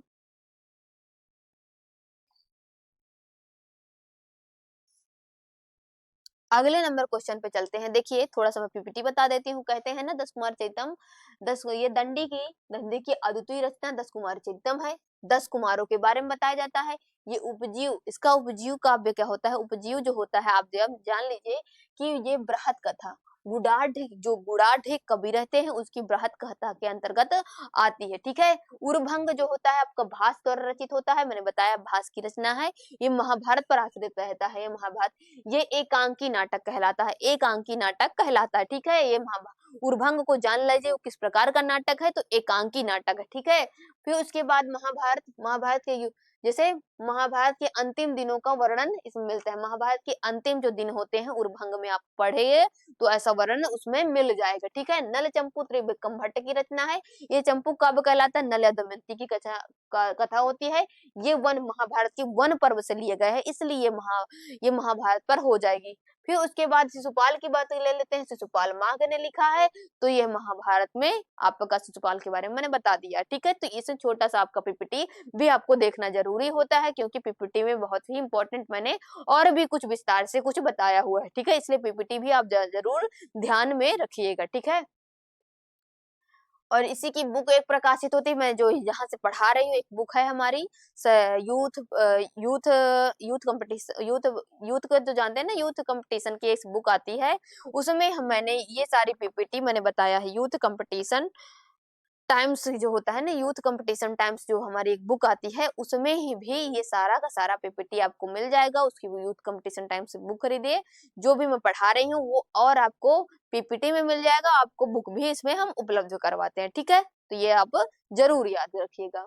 महाभारत विषय वस्तु, कह रहा है महाभारत जो है महाभारत से विषय वस्तु विभाजनम वर्तते, तो जो महाभारत का विभाजन हुआ है कितने भागों में हुआ है? महाभारत का जो कहते हैं ना महाभारत, उसकी विषय वस्तु का विभाजन आप पढ़ते हैं, जैसे महाभारत पढ़े हैं, बहुत सबसे बड़ा महाकाव्य है।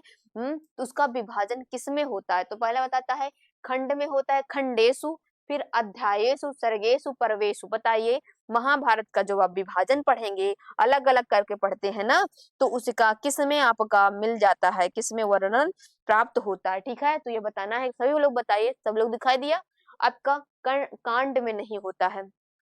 ये देखिए ये कांड में जो होता है रामायण होता है। कौन होता है? रामायण। अयोध्या कांड, किष्किंधा कांड, कांड कांड कितने भी कांड, हाँ, तो रामायण, बाल कांड, आरंड कांड, युद्ध कांड, तो हर बार कांड के लास्ट में आ रहा है ना, तो कांड पर आपका रामायण हो जाएगा। अध्याय, अध्याय हो जाता है, तो अध्याय पर आपका क्या हो जाएगा? अध्यायों पर आपने क्या लिखा है? अध्याय तृतीय अध्याय, द्वितीय अध्याय में बहुत अध्याय पे भी आता है, भी याद नहीं आ रहा मुझे। अध्याय पे भी रचनाएं आती हैं। सर्ग में आपको बताता हूँ, तो मैंने बताया है सर्ग पे महाकाव्य चलते हैं। जैसे किरातार उसको ले लेते हैं, आपको रघुवंश महाकाव्य लिख लेते हैं, तो वो सर्ग पर आधारित होता है। कुमार संभव ले लेते हैं, वो सर्ग पे होते हैं। आपका किरातार्जुनियम भी ले लेते हैं, वो भी सर्ग पर आधारित होता है। शिशुपाल ले लेते हैं, तो सो भी सर्ग पर आधारित होते हैं। ठीक है। तो सर्गों पर इतने, शिशुपाल हो गया, शिशुपाल हो गया, सर्ग पर होता है। और नैषधि चरितम भी हो गया, ये भी सर्ग पर होता है। किरातार्जुनियम भी होगा, ये भी सर्ग पर होता है, और सर्ग पर आधारित होते हैं। ठीक है। और उसके बाद अगर पर्व की, ये जो महाभारत आप पढ़ेंगे तो ये पर्व पर आधारित होता है। किसमें? पर्व पर। तो आपका डी नंबर ऑप्शन सही हो जाएगा। कौन सा ऑप्शन सही हो जाएगा? ए बी सी नहीं होकर आपका डी ऑप्शन हो जाएगा। डी ऑप्शन कैसे हो जाएगा? क्योंकि आप पढ़ेंगे, जब महाभारत पढ़ेंगे तो पहला आ जाएगा आदि पर्व, आदि पर्व, आदि पर्व, सभा पर्व, सभा पर्व, वन पर्व, वन पर्व, विराट पर्व। ऐसे करके बहुत सारे पर्व, उसमें 18 पर्व होते हैं। इसमें ऐसे पर्व सारे आपको पर्वों में आ जाएगा। तो ये आपका महाभारत जब आप पढ़ते हैं तो ये किस पर आधारित होता है? वह महापर्व पर आधारित होता है। यही कोई क्वेश्चन पूछ रहा था कि महाभारत से विषय वस्तु विभाजनम, महाभारत का विभाजन जब हुआ था, महाभारत का विभाजन पढ़ते हैं तो किसमें आपका विभक्त होता है? तो यह पर्वों पर विभक्त होता है। ठीक है। किसमें विभक्त होता है? पर्वेशु, मतलब पर्व पर आपका आता है। महाभारत की कथा वस्तु पर्व में विभाजित है और महाभारत 18 पर्व है। मैंने पहले ही बताया है कि आप इसमें पढ़ेंगे तो 18 पर्व है। इसमें इसका जो होता है, इसमें सत सहस्त्र संहिता माने 1 लाख से अधिक श्लोक इसमें प्राप्त होते हैं। और जैसे रामायण होता है वह कांड पर विभाजन होता है, तो ये 7 कांड है। इसमें सर्ग पर आपका महाकाव्यों का विभाजन होता है। ठीक है, महाकाव्य का विभाजन सर्गों में होता है। ठीक है, ये आप जान गए। फिर आपका आता है अधोलिखेषु महाभारतम आश्रितम अस्ति। बताइए महाभारत पर आश्रित है, महाभारत पर आश्रित कौन सा होगा? कि शिशुपाल वधम होगा, मेघदूत होगा, कि रत्नावली होगा, कि कादम्बरी होगा? कह रहा है कि बताइए महाभारत पर आश्रित है, कौन सा महाभारत पर आश्रित बताया जाता है? महाभारत पर आश्रित होगा तो कौन सा होगा? कादम्बरी है। बताइए कौन सा आपका महाभारत पर आश्रित माना जाएगा?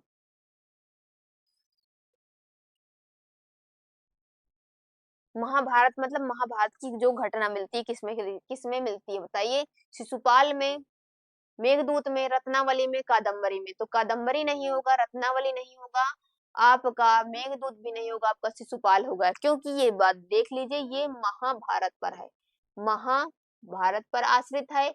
इसमें श्री कृष्ण जो नायक रहते हैं, वो प्रतिनायक जो हमारा शिशुपाल रहता है उसको वध करते हैं। ठीक है, शिशुपाल इसका हमारा ये प्रतिनायक रहता है, इसको ये याद रखिए, प्रतिनायक रहता है, प्रतिनायक है ये शिशुपाल। चेदी नरेश शिशुपाल जो नायक, मेन नायक है कृष्ण है। और इसमें सर्ग अगर बात कर ले तो सर्ग कितने हैं? 20 सर्ग है इसमें। कितने सर्ग हैं? 20 सर्ग है। शिशुपाल को किसने लिखा है? माघ ने लिखा है। ठीक है, तो माघ ने लिखा है शिशुपाल को, ये सब याद रखिएगा इसमें। और इसका इसलिए आपका महाभारत पर आश्रित क्या है? शिशुपाल वधम आपका हो जाएगा। लेकिन मेघदूत क्यों नहीं होगा? क्योंकि मेघदूत आप पढ़ेंगे तो यक्ष यक्षिणी के बारे में मिलता है, ये प्रेम कथा होती है, ये काल्पनिक कवि की कल्पना होती है, कालिदास की ये रचना है, कालिदास की यह रचना मानी जाती है और एक कवि की कल्पना मात्र पर आधारित होती है। ठीक है, रत्नावली आप पढ़ेंगे तो उसमें रत्नावली के बारे में है, ये भी आपका वो। और कादम्बरी अब पढ़ेंगे तो बाण भट्ट की रचना मानी जाती है, बाण भट्ट ने लिखा है, बाण भट्ट ने इसको लिखा है। ये हर्ष की रचना मानी जाती है रत्नावली। इसमें प्रेम कथा के बारे में भी ऐसा वर्णन मिलता है। तो आपको महाभारत की बात पूछ रहा है तो पहला ऑप्शन इसमें सही हो जाएगी। किसकी बात सही हो जाएगा? पहला ऑप्शन इसमें सही हो जाएगा। ठीक है, शिशुपाल वधम से आया हुआ है, शिशुपाल इसमें सही हो जाएगा। अगले देख लेते हैं, कहते हैं ये देखिए शिशुपाल 20 सर्ग हैं। शिशुपाल में कितने सर्ग हैं? 20 सर्ग हैं। ये सब मैंने पहले ही बता दिया। ठीक है, अब देख लीजिए, कह रहा है कि आख्यानयु, कह रहा है आख्यानो उपाख्यानो, आख्यानो उपाख्यानयो उपसर्हितम काव्यम अस्ति। मतलब जो आख्यान उपाख्यानयी उपसर्हितम काव्यम, जो आख्यान पर है, रामायण होगा, पहला ऑप्शन का क्या नाम है? रामायण होगा, दूसरे ऑप्शन का नैषधि चरितम होगा, फिर महाभारत होगा, श्रीमद् भगवत गीता होगा। तो बताइए, ये पूछ रहा है आख्यानो उपाख्यानयी उपसर्हिताम काव्यम अस्ति। बताइए कौन सा आपका इसमें सही हो जाएगा?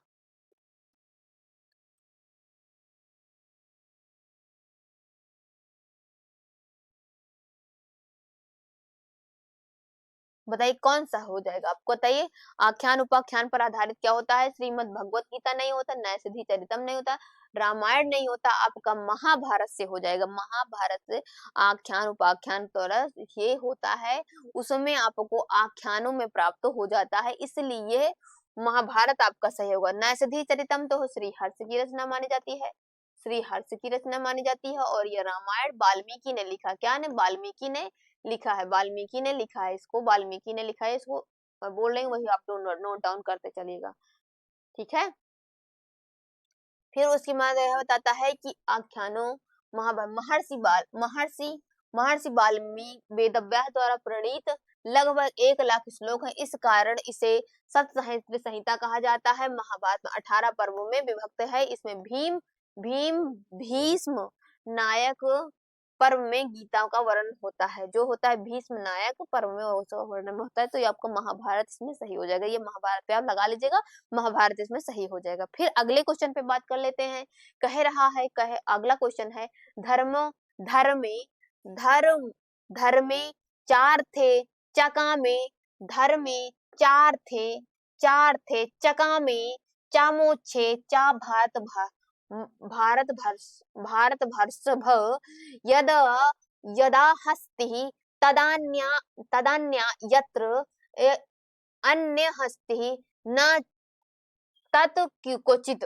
बताइए आपका क्या सही हो? कस्य काव्यम परिचयम उक्ति, कौन सा काव्य का परिचय हो? गीता होगा, रामायण होगा, वेदव्यास होगा, महाभारत होगा। ये धर्मे चा, अर्थे चा, कामे चा, मोक्षे चा भारत भारत इसमें बताइए आपका क्या सही होगा? सभी लोग बताइए आपका क्या सही होगा, कहाँ से ये आया हुआ है? आप बताइए, क्योंकि इसको पढ़ा रखा है, सभी लोगों ने पढ़ रखा है, मोटिवेशन में भी आता है कई सारे। जब आप कई सारे मोटिवेशन होता है कि धर्म हो, काम हो, मोक्ष हो, इसमें सब में आता है। तो आप बताइए किस में आता है? गीता में आएगा, रामायण में होगा, वेदस में होगा कि महाभारत में होगा? सभी लोग बता के चलिए कौन सा ऑप्शन इसमें सही हो जाएगा? कौन सा हो जाएगा? गीता में नहीं आया है, धर्म में, रामायण में नहीं होगा, वेद में नहीं होगा, आपका महाभारत आपका सही हो जाएगा। क्या सही हो जाएगा? महाभारत में यह आया हुआ है। धर्मे चा अर्थे चा कामे चा मोक्षे भारत सभ। ये कहाँ से आया है? महाभारत में आया है। 2009, 2013 में और 2013 में सभी में ये पूछा जा रहा है, तो इसको आप याद रखिए। ये लाइन पूछी जाती है, आज भी ये लाइन पूछी जाती है, ठीक है? ये सब आप याद रखिएगा कि ये महाभारत की ये लाइन है, ठीक है? महाभारत का ये श्लोक है। ये देखिए महाभारत के श्लोक में प्राप्त होता है। फिर आपका आता है महाभारतस्य कहा क्रम। कह रहा है महाभारत का अगर क्रम बताइए तो कौन सा क्रम होगा?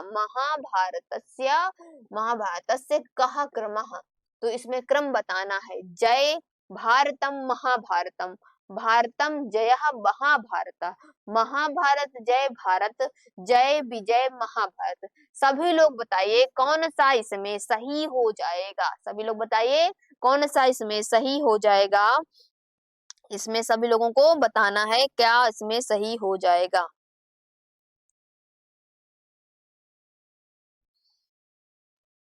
कहा जाता है कि जब उन्होंने रचना लिखी, जब वेदव्यास ने महाभारत को लिखा, तब उन्होंने पहले उनका नाम क्या लिखा था? तो बताइए आपका क्या होगा? जय विजय महाभारत? नहीं, विजय की वजह से गलत हो गया।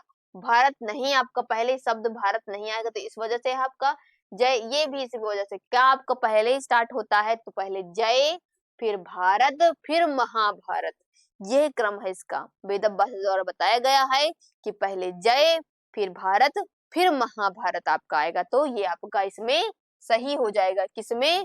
महाभारत में। इसमें कितने पर्व हैं? 18 पर्वों की बात की गई है। इसमें 1 लाख श्लोक हैं, इसको वेदव्यास ने लिखा है, ठीक है? इसको किसने लिखा है? वेदव्यास ने लिखा महाभारत को। इसको देखिए, महाभारत का जय होगा, फिर भारत होगा, फिर महाभारत होगा।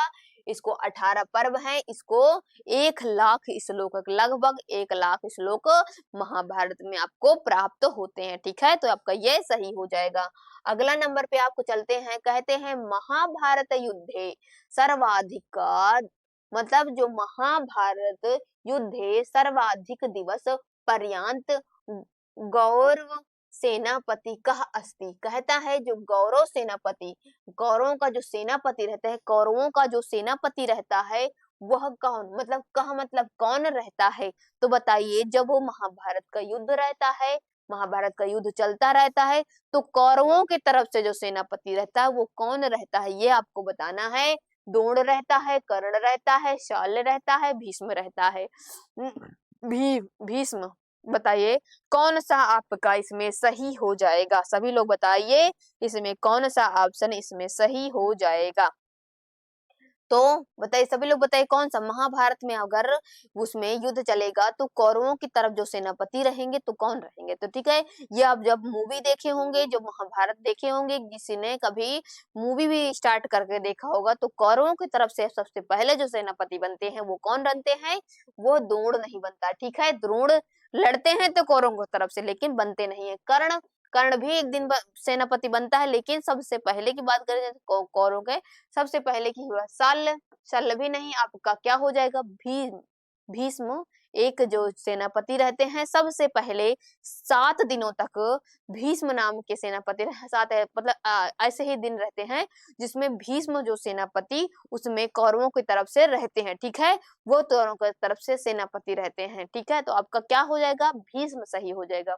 महाभारत जब युद्ध चलता रहता है तो कौरवों की तरफ से जो सेनापति बनते हैं वो भीष्म रहते हैं, ठीक है। तो आपका भीष्म इसमें सही हो जाएगा। ये बताया जाता है कौरवों की तरफ से भीष्म आपका सही हो जाए, सर्वाधिक दिनों तक रहते हैं, क्योंकि सर्वाधिक दिनों की बात अगर की जाए तो सर्वाधिक दिनों तक टिके रहते हैं तो भीष्म ही टिके रहते हैं। सबसे ज्यादा दिन 18 दिन का तो चलता ही है, लेकिन 7 दिन तक वो भीष्म टिके रहते हैं, वही सेनापति रहते हैं, वही रहते हैं। बाद में उनको मार दिया जाता है, वो मतलब अर्जुन बार बार उन पर अस्त्र करता है तो वो सैया पे लेट जाते हैं, सवर्ण होते हैं। लेकिन अगर महाभारत का जो पूछ रहा है कि सर्वाधिक दिन तक कौन टिके रहते हैं कौरवों की तरफ से सेनापति, तो आप भीष्म लगा दीजिएगा, ठीक है। भीष्म, भीष्म आपका हो जाएगा भीष्म। गंगाधर पुत्र रहते हैं, गंगाधर भीष्म पुत्र रहते हैं, ठीक है। गंगा के पुत्र रहते हैं। भीष्म किसका पुत्र रहता है? गंगा का पुत्र रहता है। कहते हैं नैमिषा, पूछ रहा है नैमिषारण्ये महाभारतायां कथा कहा उक्तवान। जो आप नैमिष्य, नैमिष होता है नैमिषारण्ये, नैमिषारण्ये महाभारतीयाम कथम कहा उक्तवान। तो बताइए वैशंपायन, उग्र श्रावह, शौनक, व्यास, आपका क्या हो जाएगा? इस सभी लोगों को दिखाई दे रहा होगा ना, तो आप बताइए क्या आप इसमें सही हो जाएगा? कौन सा आपका सही हो जाएगा बताइए, सभी लोग बताइए। वैशंपायन नहीं होगा, शौनक भी नहीं होगा, व्यास भी नहीं, उग्र श्रावा रहता है। नैमिष आरण्य जब पढ़ेंगे तो उग्र श्रावा की कथा आपको प्राप्त होगी। किसकी प्राप्त होगी?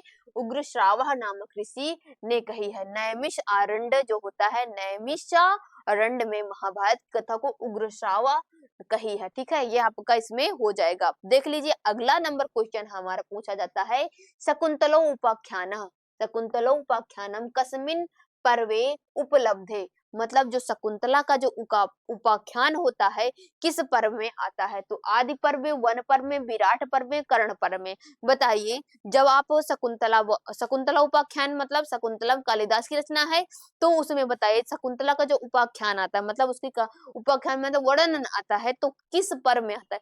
तो आप जब कालिदास अभिज्ञान शकुंतलम पढ़े होंगे तो उसमें पूछा जाता है कि ये किस पर्व पर है, कौन से पर्व मतलब कौन से आती है? तो बताइए कौन सा आपका हो जाएगा? कर्ण पर्व से नहीं होगा आपका, कर्ण पर्व, विराट पर्व से नहीं होगा, वन पर्व से नहीं। कहा जाता है कि जब शकुंतला का उपाख्यान आता है तो किस पर्व में आता है? सभी लोग बता के चलिए, मैं उसे बता दी हूँ तो सभी लोग इसमें बता देंगे कौन सा आपका सही हो जाएगा। इसमें बताया जाता है आदि पर्व से आएगा, ठीक है। उस पर्व से आएगा, आदि पर्व से आपका आएगा शकुंतला उपाख्यान। ये आपको जान लेना है शकुंतला उपाख्यान कालिदास, अब जब कालिदास ने लिखा है, कालिदास की रचना मानी जाती है शकुंतला के बारे में सबसे ज्यादा कालिदास। उसमें शकुंतला जो होती है वो नायिका रहती है। शकुंतला क्या नायिका के रूप में रहती है? शकुंतला नायिका के रूप में रहे। नायक के रूप में आपको क्या होता है? दुष्यंत रहता है। नायक के रूप में क्या रहता है? दुष्यंत रहता है, दुष्यंत रहता है। नायिका के रूप में शकुंतला रहती है।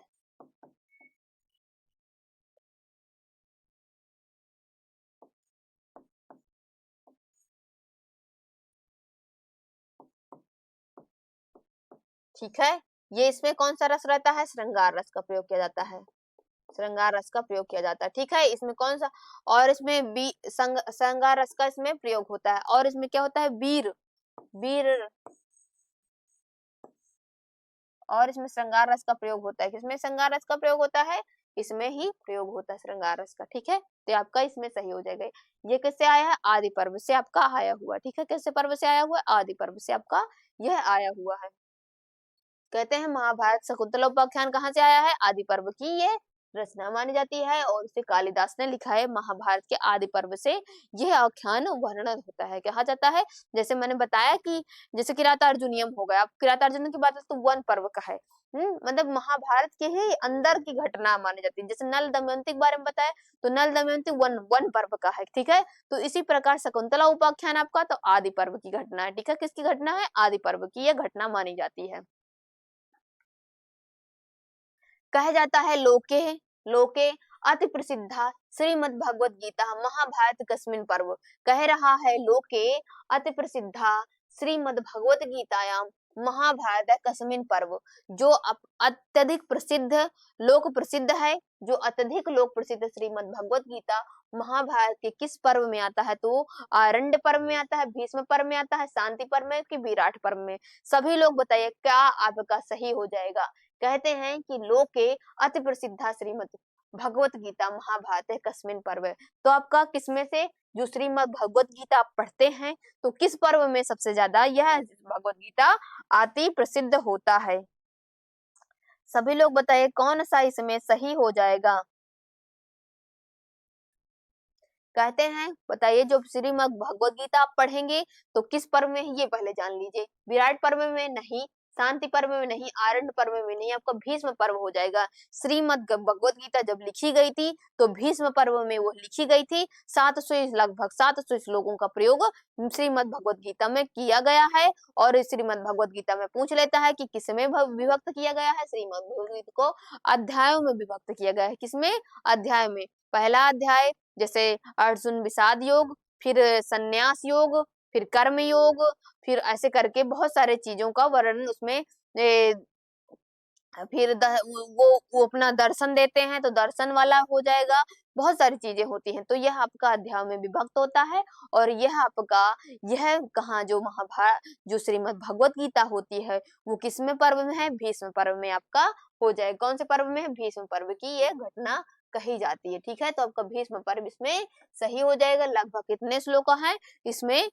700 श्लोक है। इसमें बताया धृतराष्ट्र ने इसका पहला उच्छ्वास किससे प्रारंभ होता है? पहला कथन किससे प्रारंभ होता है? उच्छ्वास। मतलब अगर कथन करते हैं तो धृतराष्ट्र के द्वारा इसका कथन प्रारंभ होता है। धर्म क्षेत्र कुरुक्षेत्र करके आपका ये श्लोक इसमें प्रकट होता है। ठीक है, अगला नंबर क्वेश्चन है। कहते हैं मृग राज लक्ष्मण इति उपाधि। अगर ये पूछ रहा है कि मृग राज लक्ष्मण जो आपका आता है मृग राज लक्ष्मण इति उपाख्यानम अस्ति। मतलब ये उपाधि जो होती है जो मतलब ये एक मृग राज लक्ष्मण लक्ष्मण की जो उपाधि किसको प्राप्त हुई थी? किसे प्राप्त होता? शूद्रक को, भवभूति को, भट्ट नारायण को, विशाख दत्त को। सभी लोग बताइए आपका कौन सा इसमें सही हो जाएगा। मृग की बात की जा रही है तो बताइए कौन सा इसमें सही हो जाएगा। विशाख दत्त होगा, नारायण होगा, भवभूति होगा, शूद्रक होगा। सभी लोग बताइए क्या आपका इसमें सही हो जाएगा। सभी लोग बताइए विशाख दत्त नहीं होगा क्योंकि विशाख दत्त दूसरी रचना है उसमें उसकी उपाधि नहीं। भवभूति को भी ऐसी उपाधि, शूद्रक को भी ऐसी उपाधि है। किसको? भट्ट नारायण को उपाधि ऐसी प्राप्त होती है। भट्ट नारायण बेड़ी संहार जिन्होंने लिखा है उनको ही मृग राज लक्ष्मण की उपाधि प्राप्त होती है। सभी लोग उसकी जब रचना पढ़ते हैं तो उनको ऐसी उपाधि प्राप्त हो जाएगी। ठीक है, कहा जाता है ये उपाधि किसको मिलती है? भट्ट नारायण को मिलती है। मृगराज लक्ष्मण की उपाधि मृगराज लक्ष्मण की उपाधि किसको मिली? भट्ट नारायण को मिली। उन्होंने बेड़ी संघार एक रचना है उसकी जब प्रस्तावना लिखी, प्रस्तावना में अपने मृगराज लक्ष्मण माने कबीर मृगराज कबीर मृगराज लक्ष्मणो मतलब कवि मृगराज लक्ष्मणो कहा। और इसमें ज्ञात होता है कि इन्हें कवींद्र या कवि मृगेंद्र भी कहा जाता है।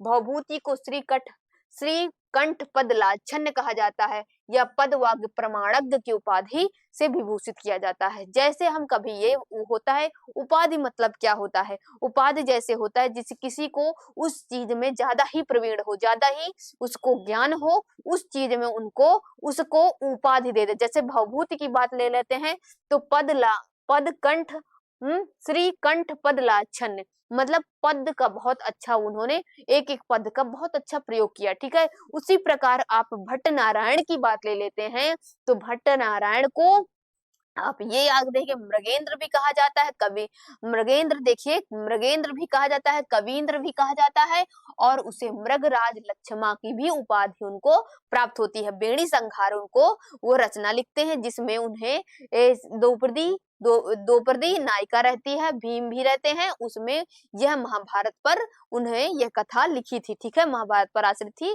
और ये कथा उन्होंने बेड़ी संहार पर, जो भीष्म उनकी बेड़ी, जो द्रौपदी की जो बेड़ी रहती है, मतलब बेड़ी मतलब चोटी रहती है, उस पर ये कथा आश्रित होती है, ये कथा उसमें ही मिलती है। ठीक है, तो आप ये सब याद रखिएगा। अब देख लीजिए, मैं इसमें आता है रावण रावण असुरात सीता विमुक्ति कथा स्वप्ने दृष्टा, मतलब ये होता है कि रावण जो असुरात सीता विमुक्ति कथा स्वप्ने दृष्टा, ये बताइए किसमें, जो रावणा जो बताइए सभी वो बताइए जो उसमें कहते हैं स्वप्न के बारे में बताया जाता है। मतलब कि जब रावण जो असुर रहता है उसको सीता की विमुक्ति हो जाएगी उसके बारे में स्वप्न देखती है। तो कौन देखती है स्वप्न? जिसे सीता अशोक वाटिका में रहती है। ठीक है, तो उसको रावण बंदी बनाए रहता है। ठीक है, बंदी बनाए रहता है, तो सीता की मुक्ति हो जाएगी ऐसा जो स्वप्न देखने वाली जो स्त्री रहती है वो कौन रहती है? पहले का ऑप्शन रहता है मंदोदरी रहती है, तरया तरया रहती है, त्रिजटा रहती है, कि कैकेयी रहती है। कैकेयी तो आएगा नहीं, कैकेयी नहीं आएगा, ये जब आपको राम अपने राज्य में रहते हैं तो उसकी घटना, कैकेयी नहीं होगा। मंदोदरी भाई उसकी पत्नी क्यों देखेगी, पत्नी उसकी नहीं देखती है ऐसा कर। तरया तरया भी नहीं है, तरया ने त्रिजटा देखती है, त्रिजटा उसके एक राक्षसनी ही रहती है, लेकिन वो कहती है कि मैंने स्वप्न में देखा कि सीता विमुक्त हो गई, सीता को यहाँ से, और ये इस जो नगरी है उसमें आग लग गई है, तो उसका जैसा वो स्वप्न देखती है वैसा वह घटित होता है। तो त्रिजटा का स्वप्न एक रहता है कि सीता की विमुक्ति हो गई है, क्या हो गई है? सीता विमुक्त हो गई है। उसको स्वप्न देखने वाली स्त्री का जो नाम रहता है त्रिजटा रहता है। क्या रहता है? त्रिजटा रहता है। ये सब आपको नहीं याद हो रहा है तो आप उसकी रामायण की एक बहुत सारी सीरीज आती हैं, मूवियां आती हैं, और हमारे दूरदर्शन में जब बचपन में हम अभी तो है, सभी लोग तो देख सकते हैं ना रामायण, कई बार उसको रामायण को अगर पात्र याद रखना है, किस पर कौन सपना देख रहा है किस, तो आप रामायण में मूवी देख लीजिए, मूवी देख लीजिए, उसमें आपको याद हो जाएगा उसमें किस प्रकार है। नाटक सीरियल भी बने हुए रामायण पर बने होते हैं, तो उसको भी देख लीजिए, तो आपको ये सब चीजें, पात्र की कौन सपना देख रहा है, कौन विमुक्त कराएगा, कौन भीम है, कौन सुग्रीव है, कौन हनुमान है, कौन लव है, कौन सुग्रीव है, कौन चंद्रकेतु है, ये सब आपको उसमें मिल जाएगा। ठीक है, कौन किस राज्य में निवास कर रहा है, तो आपको विमुक्त मन त्रिजटा। अब इसमें प्रश्न आता है, त्रिजटा ने स्वप्न देखा कि त्रिजटा ने स्वप्न में देखा कि असुर सम्राट रावण सीता को अपने बंधन से मुक्त करा दिया। किसे? कि असुर सम्राट जो रहता, असुर सम्राट रावण सीता को अपने बंधन से मुक्त कर दिया। वो त्रिजटा ऐसा सपना देखती है कि मैंने देखा कि रावण जो रहते हैं उन्होंने सीता को मुक्त कर दिया। तो यह त्रिजटा स्वप्न देखती है, आपको याद रखना चाहिए। अगला देख लेते हैं, कहते हैं मैं 62 नंबर से पढ़ाऊंगी, अगले क्लास में पढ़ाऊंगी मैं 62 नंबर से क्वेश्चन मेरा चलेगा। इससे कौन से नंबर से चलेगा? 62 नंबर से मेरा क्वेश्चन चलेगा।